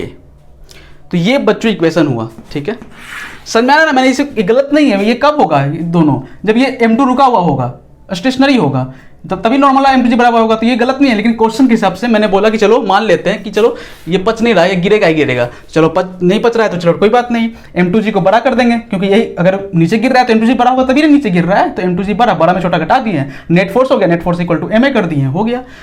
और यहाँ पर भी क्या किया हमने, ये और ये तो बराबर ही होगा, क्योंकि ये ना उधर जा रहा है ना इधर जा रहा है, तो दोनों बराबर होगा, लेकिन ये नीचे चल जा रहा है, तो इसका मतलब ये फोर्स जो होगा वो MA के बराबर होगा, net force equal to MA। इसको नोट करो, है ना, ये ठीक है, इक्वेशन हो जाता है आपका। अब यहाँ से जो निकालना है निकाल सकते हो, ठीक है, यहाँ से जो निकालना है क्वेश्चन में अकॉर्डिंग वो आप निकाल सकते हो, उसके बाद मैथमेटिकल कैलकुलेशन हो जाएगा, है ना। इसको नोट करो, आगे हम लोग देखते हैं कुछ सवाल। तो चलो बच्चों नेक्स्ट सवाल देखते हैं, नेक्स्ट सवाल क्या बोल रहा है समझते हैं, देखना।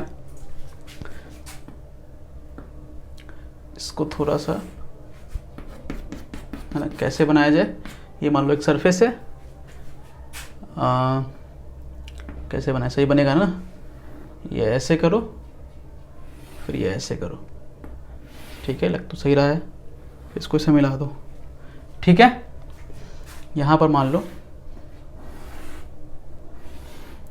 ठीक है, एक और सरफेस है इस तरह से, है ना, कुछ स्टैंड मान लो या जो भी मानना है मान लो, इस तरह से रखा हुआ है, इसका मास M1 है, इसका एबीडी बनाना है आपको, ठीक है, समझ में आ गया। इस M1 का देख कर डरना नहीं है, पहली बात मैं बोल रहा हूँ, देख कर डरना नहीं है, हम लोग को डराना है। देखो ये M1 है, सीधी सी बात है, नीचे बिल्कुल नीचे M1G होगा, ये डरने वाली बात नहीं है। उसके बाद आपको पता है कि सिर्फ क्या है, कांटेक्ट है दो जगह, तो कांटेक्ट फोर्स लगेगा। यहाँ पर एक कांटेक्ट में है तो यहाँ पर देखो बिल्कुल इस डायरेक्शन में सरफेस लगाएगा, क्या लगाएगा, नॉर्मल N1 मान लिया, तो पता है आपको N2 की जरूरत पड़ेगी आगे, N1 मान लिया, कुछ ही मान लो, उससे कोई फर्क नहीं पड़ता, है ना, नॉर्मल यहाँ पर हो गया। अगर किसी के दिमाग में ये आ रहा है कि सर नॉर्मल जब भी लगता है तो चलो एक लगाता है बॉडी दूसरे पे भी लगता है ना, इसका मतलब कि ये नॉर्मल अगर सरफेस, ये सरफेस मान लो, तो ये सरफेस इस पे लगा रहा है तो ब्लॉक भी तो लगा रहा होगा सरफेस पे इस डायरेक्शन में, हाँ लगा रहा होगा, इक्वल एंड अपोजिट ये भी लगा रहा होगा, ठीक है। लेकिन मैंने पहले भी बोला है और बहुत बार बोलूंगा, अभी भी बोल रहा हूं क्या, कि हम जब भी एबीडी बनाते हैं तो सिर्फ और सिर्फ वही फोर्स कंसीडर करते हैं, वही फोर्स लेते हैं जो उस पे लग रहा है, जो उस पे लग रहा है। वो क्या लगा रहा है ये से मतलब नहीं है हमें, ठीक है। हाँ, अगर हम इस सरफेस का एबीडी बना रहे होते तो हम इस नॉर्मल को लेते कि चलो इस पे लग रहा है, लेकिन ये जो इसका हम एबीडी बना रहे हैं ना अभी, तो इस पे क्या लग रहा है वो देखेंगे। तो ये क्या लगा रहा है, N1 इस पे लग रहा है, ये क्या लगा रहा है उससे कोई मतलब नहीं है। तो ये क्या लगा रहा है इससे कोई मतलब हमें नहीं है ना। वो लगा रहा होगा, बहुत सही है, लेकिन हम क्या करेंगे कि जो इस पे लग रहा है वही लेते हैं, है ना। हर क्वेश्चन में देख लो, हर क्वेश्चन में यही कर रहे हैं कि उस पे क्या लगता है वही देखते हैं, वो क्या लगा रहा है उसके बारे में बात नहीं करते, उस ऑब्जेक्ट के बारे में, ठीक है। हम जब दूसरा ऑब्जेक्ट का एबीडी बनाएंगे तब देखेंगे कि हाँ उसका क्या लग रहा है, समझ में आ रहा है। लेकिन हम एक पार्टिकुलर का अगर बना रहे हैं तो उस पर क्या लग रहा है ये देखना होता है, वो क्या लगाएगा या क्या लगाने वाला है उससे कोई फर्क नहीं पड़ता, ठीक है। इमोजी अब यहाँ भी कॉन्टैक्ट में है, लेकिन इस कॉन्टैक्ट में दुविधा है और यहाँ गलती हो जाती है। बच्चे क्या करते हैं ना, वो आराम से बोलेंगे कि सर यहाँ नॉर्मल लग रहा है, ठीक है, इस डायरेक्शन में, लेकिन ये गलत है। थोड़ा सा इमेजिनेशन पे जाना पड़ता है। एडवांस के सवालों में थोड़ा सा इमेजिनेशन अच्छा होना चाहिए। आप खुद सोचो कि जब ये ब्लॉक इस तरह से रखा हुआ है, तो जब ये इससे रुका हुआ है ना, अटका हुआ है, इस पे क्या हुआ है, अटका हुआ है, सपोर्ट है इसके साथ, तो खुद सोचो कि सिर्फ ये वर्टिकल सपोर्ट दे रहा होगा क्या। थोड़ा सा इमेजिन करो, क्या सिर्फ ये वर्टिकल सपोर्ट दे रहा होगा क्या? नहीं, ये कुछ ना कुछ हॉरिजॉन्टल सपोर्ट भी दे रहा होगा। ये सोचने वाली बात होती है। सिर्फ तो देखने में लगता है ना हर बार, हमेशा वो नहीं होता। और एडवांस के सवाल में यही गलतियां हो जाती है। प्रैक्टिस, ये बस यही सॉल्यूशन है इस तरह के सवाल को एक बार में सही करने का, ठीक है। देखो, इसका मतलब कि आपने यहाँ लगाया तो ठीक है, वर्टिकल तो ठीक है, लेकिन इसका एक हॉरिजॉन्टल कंपोनेंट भी यहाँ लगेगा, तो नॉर्मल वर्टिकल भी हो जाएगा और एक नॉर्मल हॉरिजॉन्टल हो जाएगा, क्योंकि ये जो सपोर्ट ले रहा है ये हॉरिजॉन्टल और वर्टिकल दोनों नॉर्मल लग रही है इस पर, ठीक है। अब बोलोगे सर कि ये है नॉर्मल, ये हॉरिजॉन्टल, जरूर हम निकाल भी लेंगे, लेकिन नेट कैसे निकालेंगे? तो अरे आपको तो पता ही है ना कि नेट इस डायरेक्शन में होगा, मैंने करवाया भी है बहुत सारा, वेक्टर अगर पढ़े हो तो पता ही होगा, है ना। नेट इस डायरेक्शन में होगा, कैसे निकालेंगे इसको? नेट निकालने के लिए क्या होता है, ए स्क्वायर, आपको याद होगा फॉर्मूला से अकॉर्डिंग मैं कंपेयर कर रहा हूँ, बी स्क्वायर प्लस 2ab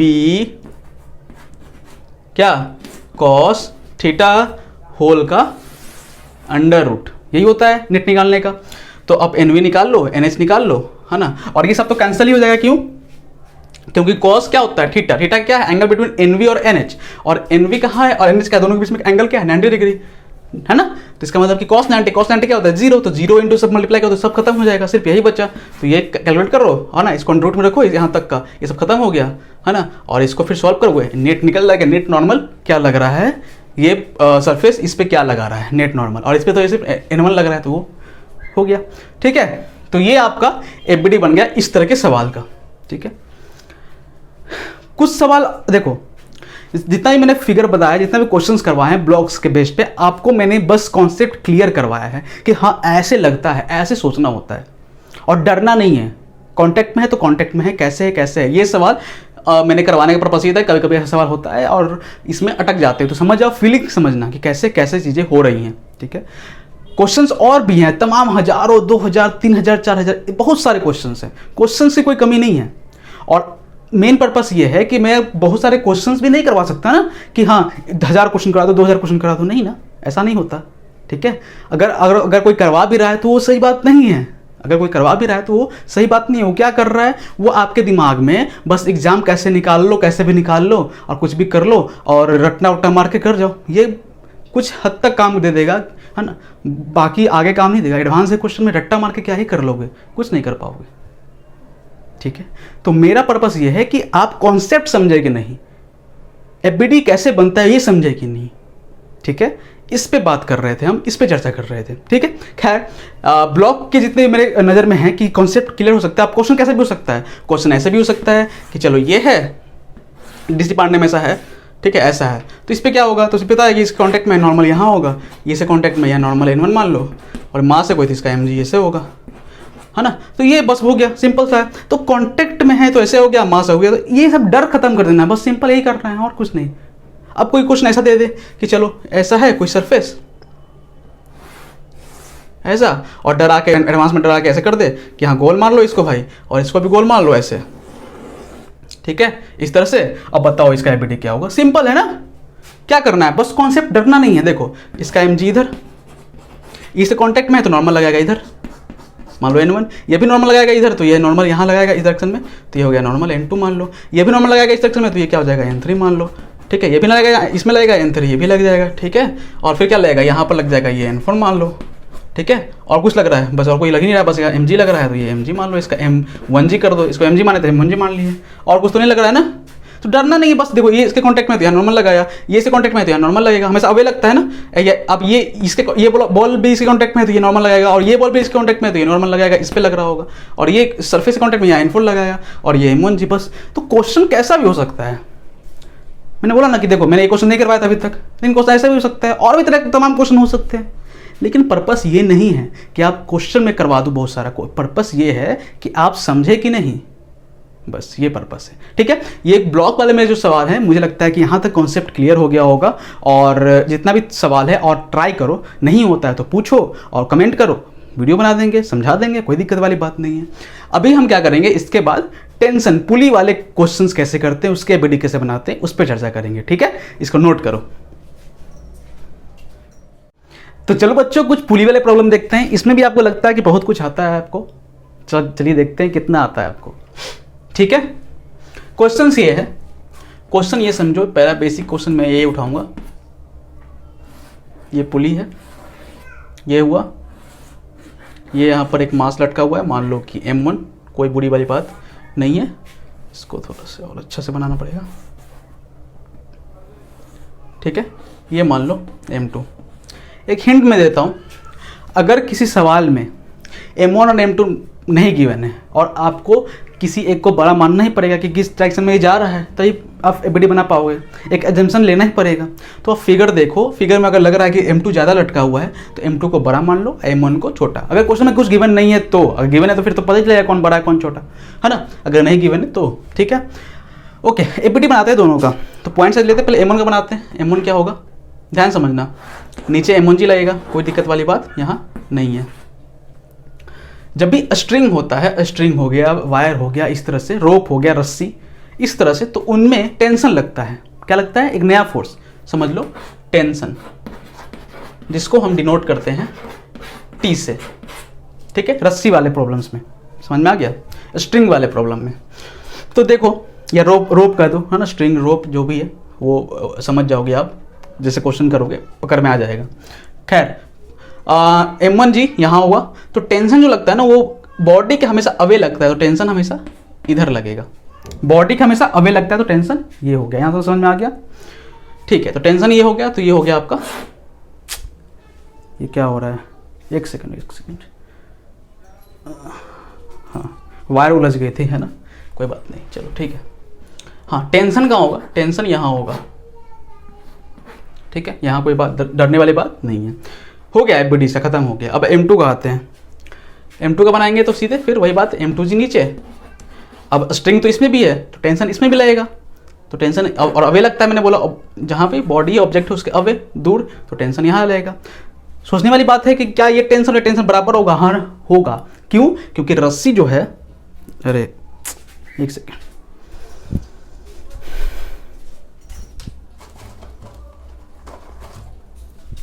हाँ, क्योंकि जो रस्सी है, ये रस्सी सेम है, ये रस्सी क्या है, सेम है। तो सेम रस्सी होती है तो टेंशन हर जगह सेम होता है, तो सेम रस्सी तो टेंशन हर जगह, तो यहाँ टी तो यहाँ भी टी, तो यहाँ भी क्या होगा, ऊपर की तरफ क्या आएगा, अवे लगता है, तो ये भी टी, टेंशन हो गया। अच्छा, ये एबीडी बन गया दोनों का। कभी कभी क्या होता है ना कि पूछता है कि पुली के बारे में बताइए, एबीडी बनाइए पुली का, ये पुली, इसको बोलते हैं पुली, इसको बोलते हैं पुली। इसका एबीडी बनाए तो बना देते हैं, कोई डरने वाली बात नहीं है। देखो ये पुली हुई, पुली का मान लो कि अगर मास दिया हुआ है, बहुत बार तो मासलेस होता है ना, अगर मास दिया हुआ है मान लो, तो ये m3 मास मान लेते हैं, है ना।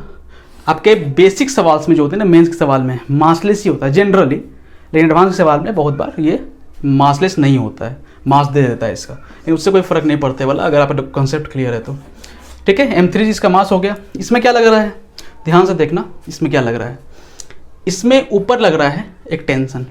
लेकिन क्या ये टेंशन वही टेंशन होगा? नहीं, क्योंकि ये स्ट्रिंग, ये धागा अलग है, तो इसका मतलब इसका टेंशन अलग है, तो इसका टेंशन मान लो टी डैश, मान लो टी डैश लग रहा है क्योंकि धागा अलग है, तो इस पर लग रहा है टी डैश। यहाँ तक ठीक है। अब बात आती है कि क्या टेंशन भी लगेगा? अब अरे ये लग रहा है तो ये भी तो लग रहा है ना टेंशन, तो ये टेंशन कहाँ लगेगा? इस डायरेक्शन में लगेगा? नहीं, इस बार ये इसके लिए ये टेंशन इस डायरेक्शन हो जाएगा, इस डायरेक्शन में। क्यों? क्योंकि मैंने बोला ऑब्जेक्ट के हमेशा दूर लगता है, अवे, तो अवे लगेगा तो मतलब इससे लगेगा ना, तभी दूर होगा ना, अवे, तो अवे हो गया, तो टेंशन इसके लिए ऐसे हो जाएगा टेंशन। ठीक है, तो कितना हो गया? टी और टी, 2t हो गया, और नीचे की तरफ तो 2t ऐसे जोड़ दोगे, यानी कि अगर यहाँ टी दिखा रहा है, ऐसा नहीं, एक ही साथ करना होता है, एक ही लाइन में, तो ये 2t हो गया, और ये बन गया तीनों का FBD। इक्वेशन निकालना है तो बहुत सिंपल है। मान लो कि अगर M2 बड़ा है, मान लो M2 बड़ा है, तो M1 कहाँ जा रहा होगा? ऊपर जा रहा होगा। अरे M2 नीचे जा रहा होगा तो M1 कहाँ जा रहा होगा? ऊपर। तो इसका मतलब टेंशन ज़्यादा है तभी ऊपर जा रहा है, तो tension minus M1G equal net force हो गया इक्वल टू M1A।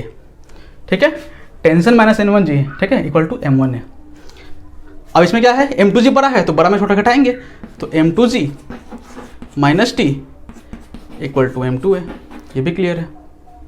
ठीक है, हाँ, एक्सेलरेशन दोनों का सेम होगा क्योंकि रस्सी भी एक ही है ना, तो जितना एक्सेलरेशन ये जाएगा वो एक्सेलरेशन से ये भी जाएगा, तो रस्सी सेम है, तो वही हो गया बात। इसका निकालना है तो इसका निकालना है, तो देखो ये अगर रूपली क्या स्टेशनरी होती है इन जनरल जेईई मेंस तक के लेवल में, एडवांस के लेवल में इसका मोशन में करता है, और उस तरह के सवाल कांस्टेंट के सवाल हो जाते हैं, और कांस्टेंट के जो सवाल होते हैं वो कॉन्सेप्ट आपको बताना पड़ेगा मुझे, है ना, आपको बताना पड़ेगा, तब जाके आपको समझ में आएगा कि कांस्टेंट के सवाल जब मोशन होता है ना पुली का, ये ऊपर नीचे जाता है, इसका एक्सेलरेशन, इसका मास और इसका वेलोसिटी, इसका डिस्टेंस किस तरह से डिपेंड करता है, वो कांस्टेंट के सवाल हो जाते हैं। उसका टॉपिक और उस टॉपिक पे मैं चर्चा करूंगा, है ना, जब भी नेक्स्ट वीडियो बनाऊंगा इस टॉपिक पे तो मैं कांस्टेंट की टॉपिक बनाऊंगा। ठीक है, तो कांस्टेंट क्लियर करूंगा, लेकिन अभी इसको समझो कि ये स्टेशनरी है। कांस्टेंट के सवाल पे हम बाद में कभी चर्चा करेंगे इस पर। तो ये स्टेशनरी है, जनरल सवाल में आपको स्टेशनरी मिलेगा, एडवांस सवाल में मिलता है आपको, तो कांस्टेंट की बात मैंने आपको बाद में बता दूंगा। ठीक है, या आप कमेंट भी कर सकते हो अगर बहुत जल्दी समझना है, आपको टाइम नहीं है और बहुत बार पढ़ा है आपने, आपको समझ में नहीं आया, क्योंकि बहुत बार होता है कांस्टेंट के सवाल समझ में नहीं आते हैं बहुत बार, तो अगर समझ में नहीं आया आपको भी तो आप कमेंट करो, मैं वीडियो बना दूंगा, कोई दिक्कत वाली बात नहीं है। खैर, यहाँ देखो इसमें क्या होगा, अगर ये स्टेशनरी तो दोनों फोर्स बराबर होगा, मतलब टी डैश बराबर 2 + M3G, बस दोनों बराबर हो जाएगा। एक्सेशन कोई होगा नहीं, मोशन ही नहीं है तो एक्सेशन कहाँ से, है ना, तो ये ऐसा हो जाएगा और ये ऐसा हो जाएगा। अच्छा, तो ये FBD हो गया और ये इक्वेशन भी हो गए, सबके इक्वेशन भी हो गए। अच्छा, एक चीज़ बतानी है, ध्यान सुनना। अगर मुझे मान लो कि M1 दिया हुआ है 5 kg मान लो, और ये M2 दिया हुआ है 7 kg, ठीक है, मेरा दिया हुआ है, और ये पुली वुली सब फिक्स है ना, मासलेस पुली है, इसका मोस्टली मास भी नहीं है, और बोल रहा है कि आप इसका नेट एक्सेलरेशन निकालो कि नेट एक्सेलरेशन क्या होगा, एक्सेलरेशन क्या होगा। ठीक है, उस समय सबसे अच्छा तरीका ये होता है कि आप इसका ले लो, कितना लग रहा है नीचे की तरफ, कितना लग रहा है, मास इंटू जी हो जाता है ना, mg हो जाता है ना नीचे की तरफ, mg, तो मास कितना है 7 और g कितना है 10 मान लो, तो 70 न्यूटन नीचे लग रहा है। इसमें कितना लग रहा है mg 50 न्यूटन, है ना, m इंटू जी 50 हो जाएगा, 50 न्यूटन, तो 70 और 50 ये हो गया। अब नेट एक्सेलरेशन निकालना है तो क्या करो, देखो टेंशन को मत लो, टेंशन क्यों नहीं लोगे, टेंशन हो जाएगा इंटरनल फोर्स, अंदर की फोर्स, ठीक है, इंटरनल फोर्स हो जाएगा, तो टेंशन को लेना आवश्यक नहीं है। ठीक है, कंफ्यूज मत होना, टेंशन को क्यों मैं नहीं ले रहा हूँ, क्योंकि मुझे नेट एक्सेलरेशन निकालना है। क्या टेंशन लेके एक्सेलरेशन निकाल सकते हैं, जैसे इस तरह से हम इक्वेशन लिख रहे हैं उस तरह से एक्सेलरेशन भी निकल सकता है, हाँ निकल सकता है, लेकिन इसमें थोड़ा टाइम लग जाएगा।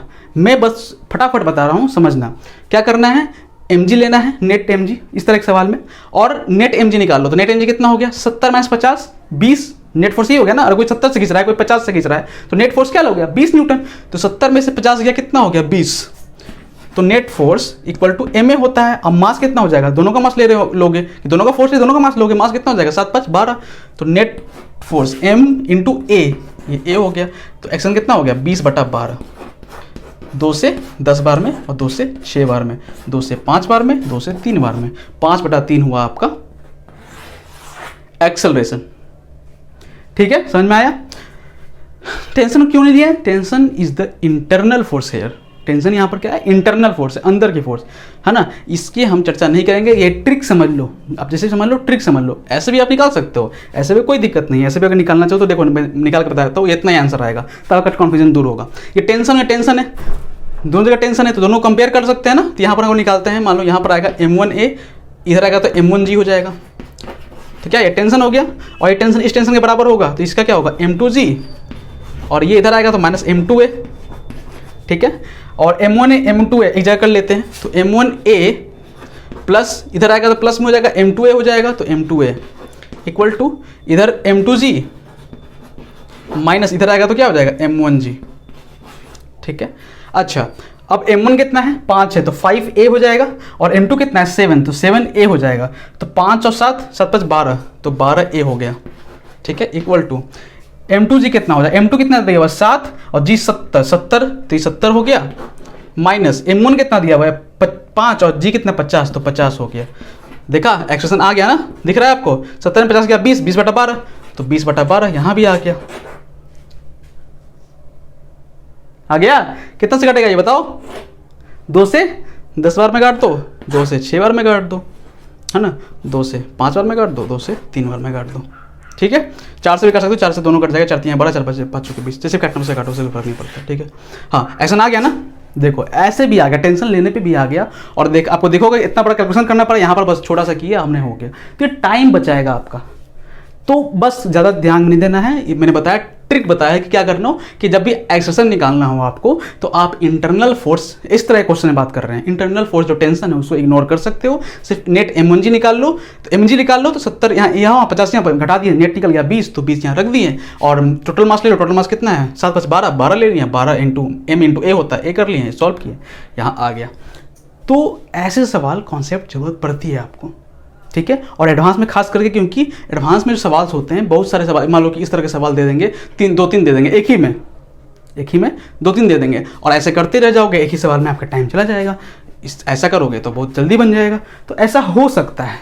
तो इससे भी कॉन्सेप्ट समझो, है ना, और मैं जितना बता रहा हूँ उतना दिमाग में समझो, और जो कॉन्सेप्ट अगर नहीं समझ में आ रहा है तो आप कमेंट करो कि सर ये समझ में नहीं आया, और मुझसे पूछो, हक है आपका, और मुझसे पूछो, ठीक है, मैं आपको क्लियर करूँगा, है ना, कमेंट पे क्लियर करूंगा, कमेंट से कोशिश करूंगा कि बहुत हद तक क्लियर हो जाए। फिर भी अगर नहीं हुआ तो बिना शर्म लज्जा के पूछो कि सर अभी भी क्लियर नहीं हुआ, आप प्लीज़ क्या वीडियो बना देंगे हम, कोई दिक्कत नहीं है। कॉन्सेप्ट क्लियर करना है, यही इसीलिए हम आए हैं यहाँ पर, और इसी की मदद करने के लिए हम लोग यहाँ पर प्रेजेंट है ना।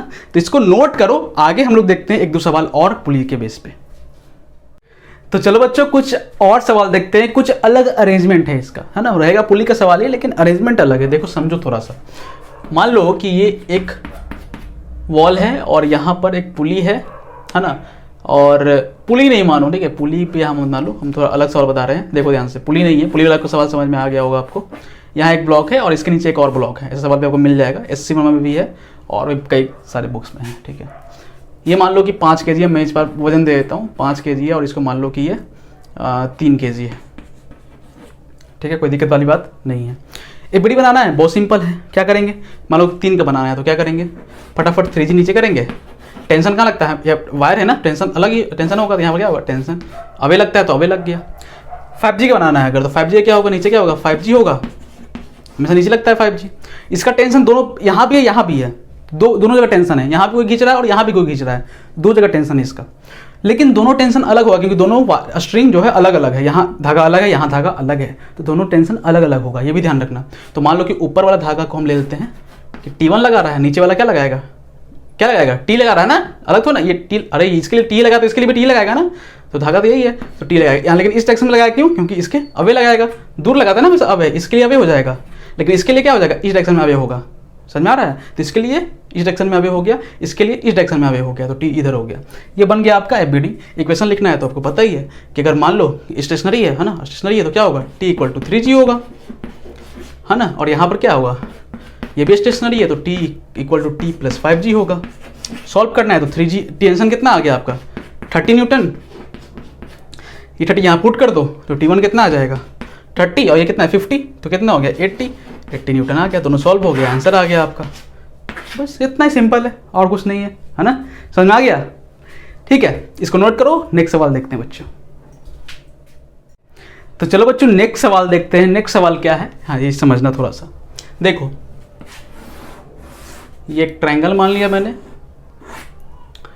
यहाँ पर एक पुली लगा दिया मैंने छोटा सा, इस पुली से एक वायर गया है या स्ट्रिंग मान लो, यहाँ पर एक ब्लॉक अटैच है, फिर यहाँ पर ये किया और फिर ये यहाँ आ गया। ठीक है, ये वायर क्यों उलझ जा रहा है बार बार। ठीक है, ओके बढ़िया।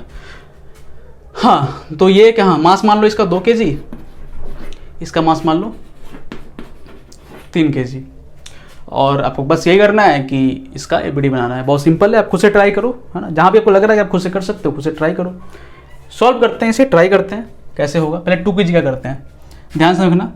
इस तरह है तो यहाँ पर क्या लगेगा, mg sin थीटा होता है तो 2g sin थीटा। m क्या है 2 ही है ना, यहाँ पर 2g sin थीटा कर देते हैं, कोई दिक्कत वाली बात नहीं है। यहाँ पर क्या होगा mg cos थीटा, तो m कितना है 2 है तो 2g cos थीटा हो जाएगा। ये से कॉन्टेक्ट में नॉर्मल लगाएगा तो नॉर्मल लगा दिया इस डायरेक्शन में नॉर्मल। और भी लग रहा है, ऑफ कोर्स लग रहा है टेंशन है, टेंशन क्या लगता है हमें अभी लगता है ना इस डायरेक्शन में, तो इस डायरेक्शन में लगेगा टेंशन। ठीक है, इसका बनाते हैं 3g का। 3g किस तरह इस डायरेक्शन में गिर रहा है तो 3g sin थीटा हो गया, mg sin थीटा। इस डायरेक्शन में क्या हो गया 3g cos थीटा हो गया।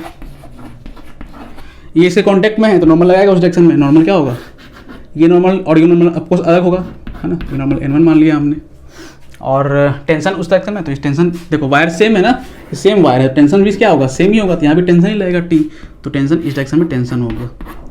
बस हो गया, एबीडी खत्म, यही है। तो चलो बच्चों नेक्स्ट सवाल देखते हैं। नेक्स्ट सवाल समझते हैं क्या बोल रहा है, ध्यान समझना है इसको सवाल को। मान लो कि ये ऐसा सवाल है और ये यहाँ पर है ना, ये ऐसा है और ये यहाँ पर एक ब्लॉक लटका हुआ है और ये यहाँ पर एक ब्लॉक है। ठीक है, ऐसा सवाल है और यहाँ पर एक अटैच है, फिक्स्ड है यहाँ पर। ठीक है, वॉल है ये पर, समझ लो ये आपका वॉल है। ठीक है, इसका मास मान लो कि ये 2 kg है और इसका मास मान लो कि आप ये क्या मान लो 1 kg मान लो, है ना 1 kg है। और एबीडी बनाना है आपका, तीनों का एबीडी बनाना है, 1 kg 2 kg और इस पुली है ना, इस पुली का भी बनाना है।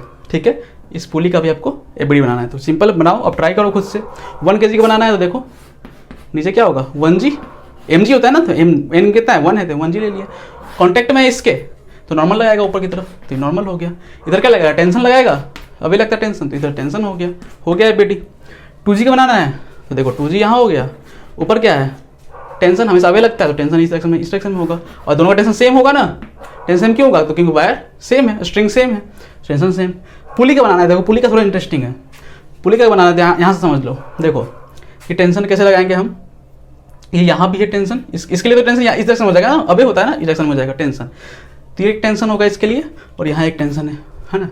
तो क्या होगा कि इसके 2 डायरेक्शन में हो जाएंगे, है ना, 2 डायरेक्शन में, एक टेंशन इधर हो जाएगा और एक टेंशन इधर हो जाएगा। तो नेट निकालना पड़ेगा आपको, तो आपको ये नेट हो जाएगा टी नेट। और वो पता ही है टी नेट कैसे निकलेगा टी का स्क्वायर प्लस यहाँ टी का स्क्वायर का अंडर रूट, दोनों कॉस थीटा हो जाएगा, क्योंकि दोनों 90 डिग्री है तो कॉस थीटा तो खत्म ही हो जाएगा। क्या हो जाएगा √2t आ जाएगा, है ना। तो √2t आपका टेंशन हो गया इस पे जो लग रहा है नेट टेंशन, किस पे पुली पे हो गया। और कुछ लग रहा है बताओ, और कुछ बोलो लग रहा है पुली पे। एक और लग रहा है, देखो इसे कांटेक्ट में नॉर्मल तो जाएगा ना, तो ये नॉर्मल भी लग रहा है इस डायरेक्शन में नॉर्मल।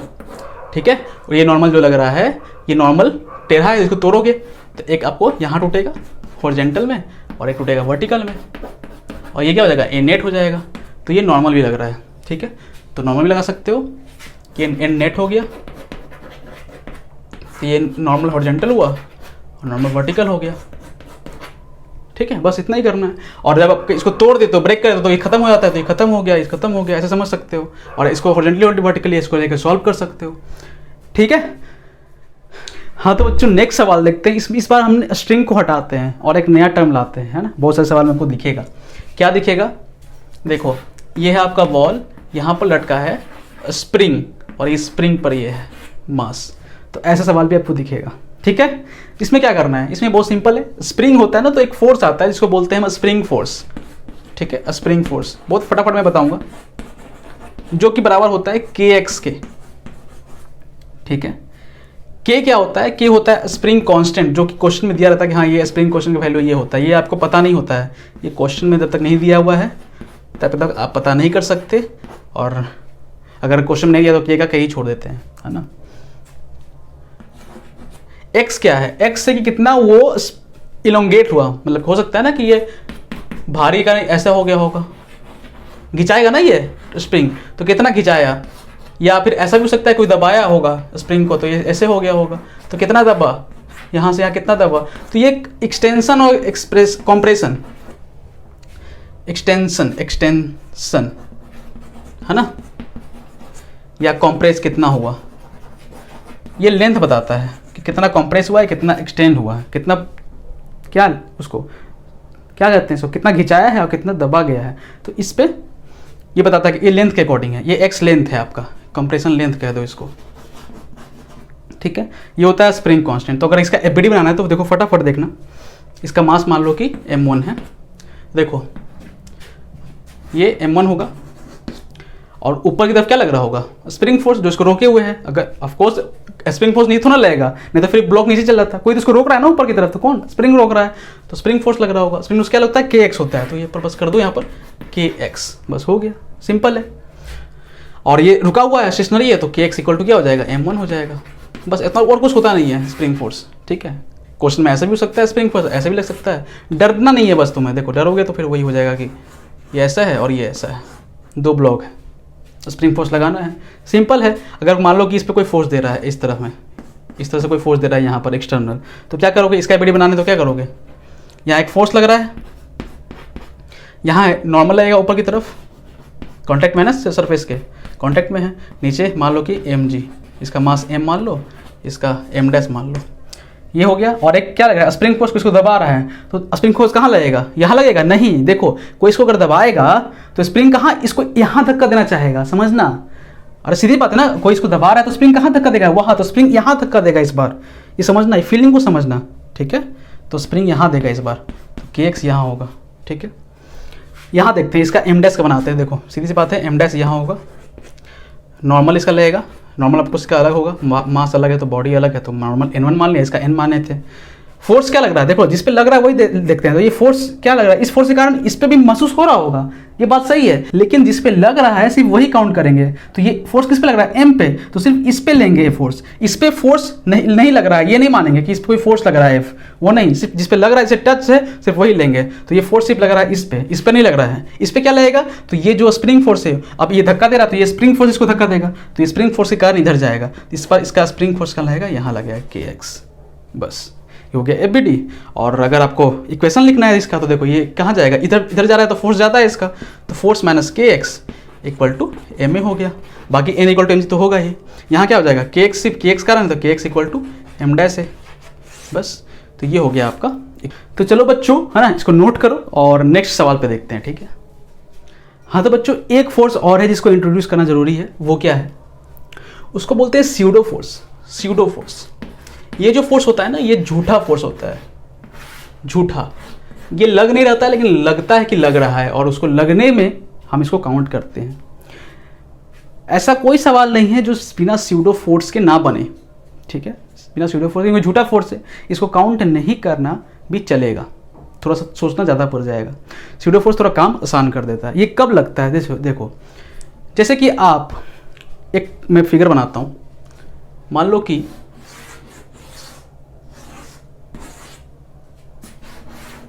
ये कोई व्हीकल है, ट्रक वगैरह जो भी मान लो, जैसा ही मानना है, और यहाँ पर कोई बॉक्स रखा हुआ है, मान लो, छोड़ो यहाँ नहीं रखते, थोड़ा और फील आएगा जब ये यहाँ पर होगा, यहाँ पर कोई बॉक्स रखा हुआ है बिल्कुल किनारे पे, जब ब्लॉक इधर जा रहा है, ब्लॉक बोल रहा हूँ, ट्रक, लेकिन हो सकता है ना कि ये जो ब्लॉक है ये नीचे गिर जाए, हो सकता है कि नहीं, ट्रेन इसके जाने पे हो सकता है कि ब्लॉक नीचे गिर जाए, तो इस ब्लॉक को नीचे गिराने के लिए कौन सा फोर्स रिस्पॉन्सिबल है, हाँ हो सकता है कि हवा हो सकता है ना, फ्रिक्शन हो सकता है कि जहाँ ये जब ऊपर नीचे जा रहा है सरफेस पे, तो ये ऊपर नीचे हो रहा है, उसके दबाव के कारण, जिसके कारण नीचे गिर रहा है, ठीक है। हवा हो सकता है, मेन कारण ये दे सकते हो कि हाँ इसकी इस डायरेक्शन में जा रहा है, तो ऑफकोर्स हवा इसको काट रही होगी, उसको नीचे गिरा रही होगी, जो भी कह लो, लेकिन वो हम काउंट नहीं करते हैं। हवा वगैरह हम एफबीडी में नहीं लेते हैं कि हवा लग रहा है, ये वगैरह वगैरह चीज़ें लग रही हैं, ये हम काउंट नहीं करते हैं, ठीक है।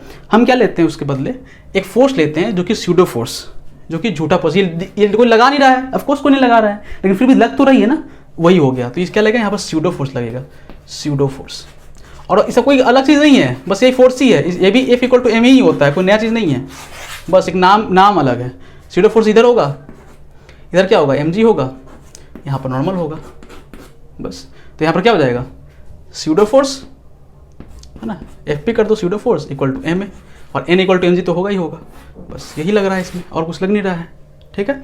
तो ये स्यूडो फोर्स हुआ। एक फोर्स और बता देता हूँ, जैसे कि बैलून वगैरह होती है ना, बैलून देखो ये बैलून है, ठीक है, गुब्बारे वगैरह में, या जब आप पढ़ोगे मैकेनिकल प्रॉपर्टीज ऑफ फ्लूइड, तो मान लो ये बाल्टी है, तो बाल्टी के अंदर अगर आप मग है, मग को नीचे करके दबाते हो तो क्या होता है, एक फोर्स जनरेट होता है कि जो उस मग को ऊपर आना चाहता है। जब जबरदस्ती आप मग को नीचे दबाते हो तो क्या होता है कि मग जो है वो ऊपर आना चाहेगा, ठीक है। तो ऊपर आना चाहेगा, क्यों ऊपर आना चाहेगा, क्योंकि एक फोर्स लग रहा है, और उस फोर्स को बोलते हैं बेयोंसी फोर्स, ठीक है, बेयोंसी फोर्स। डरना नहीं है, मैं बता दिया, बहुत क्लियर है। स्यूडो फोर्स तब लगता है, हाँ, जबकि आपको महसूस होता है कि हाँ देखो, ये कब महसूस होगा, जब आप कहीं बाहर से इसको देख रहे हो, है ना, तब आपको लगेगा कि हाँ स्यूडो फोर्स लगेगा, ठीक है, ये होता है। और बेयोंसी फोर्स ये तो हर जगह लगेगा, मतलब हर जगह कहने का मतलब कि मान लो कि पानी में लगता है और बैलून में, और कई कंडीशन ऐसा नहीं होता है ना, सवाल के अकॉर्डिंग। तो बैलून में लगता है, बैलून में क्या लगेगा, स्यूडो फोर्स लगेगा। तो बैलून जब ऊपर जा रही है तो क्यों जा रही है, स्यूडो फोर्स के कारण, सॉरी स्यूडो बोल रहा हूँ मैं, बेयोंसी फोर्स के कारण। तो ये एफ बी हो गया, ऐसा कोई मास होगा तो ये mg हो जाएगा, बस। अब ऊपर जा रहा है तो क्या एफ बी बड़ा होगा, बेयोंसी फोर्स बड़ा होगा, तो buoyancy force minus mg equal to ma हो जाएगा, इक्वेशन हो जाएगा इसका, बस और कुछ नहीं है। तो बैलून वगैरह जो होती है ना, जो बैलून एक होती है ना हॉट एयर बैलून, यहाँ पे बैठ के हम लोग जाते हैं, देखो हॉट एयर बैलून इस तरह से कुछ होती है ना, ठीक है, इस तरह से कुछ होती है, जहाँ पर लोग खड़े होते हैं यहाँ पर, है ना। तो इसमें भी क्या जाती है, ऊपर जा रही है ये, तो इसमें भी लगेगा आपका, ऐसा इस में सवाल है, इसमें भी अगर बनाना इसका एबिलिटी तो क्या लगेगा, इधर लगेगा आपका बेयोंसी फोर्स, और इधर जो लग गया इसका मास लग गया mg, ठीक है। और अगर क्वेश्चन में और कुछ कंडीशन गिवन है, अगर क्वेश्चन में एयर रेजिस्टेंस गिवन नहीं है तब तक आप नहीं मानोगे। अगर एयर रेजिस्टेंस गिवन है तो मानना पड़ेगा कि हाँ किस डायरेक्शन में है। अगर मान लो एयर रेजिस्टेंस इस डायरेक्शन में है तो इस डायरेक्शन में एयर कर देना कि एक फोर्स लग रहा है, एयर रेजिस्टेंस एक फोर्स हो गया।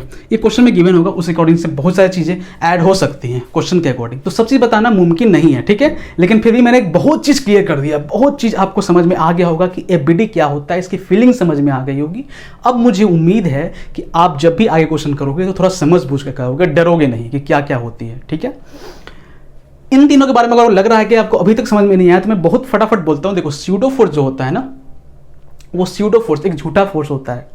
ये लगता नहीं कि लग रहा है, लेकिन ये लग रहा होता है। आपको फील मैंने करा दिया कैसे सिचुएशन में आपको ऐसा लग सकता है, ये इस हालात में, इस कंडीशन में आपको लग सकता है।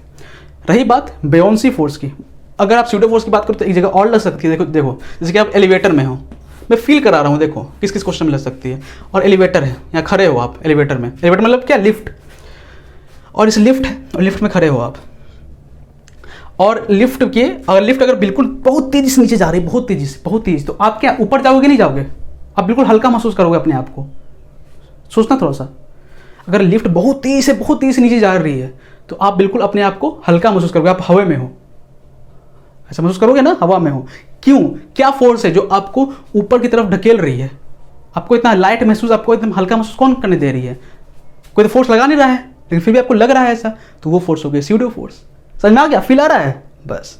तो यही होता है। तो यहाँ पर आपको लग रहा होगा ऊपर की तरफ स्यूडो फोर्स, और mg तो है ही।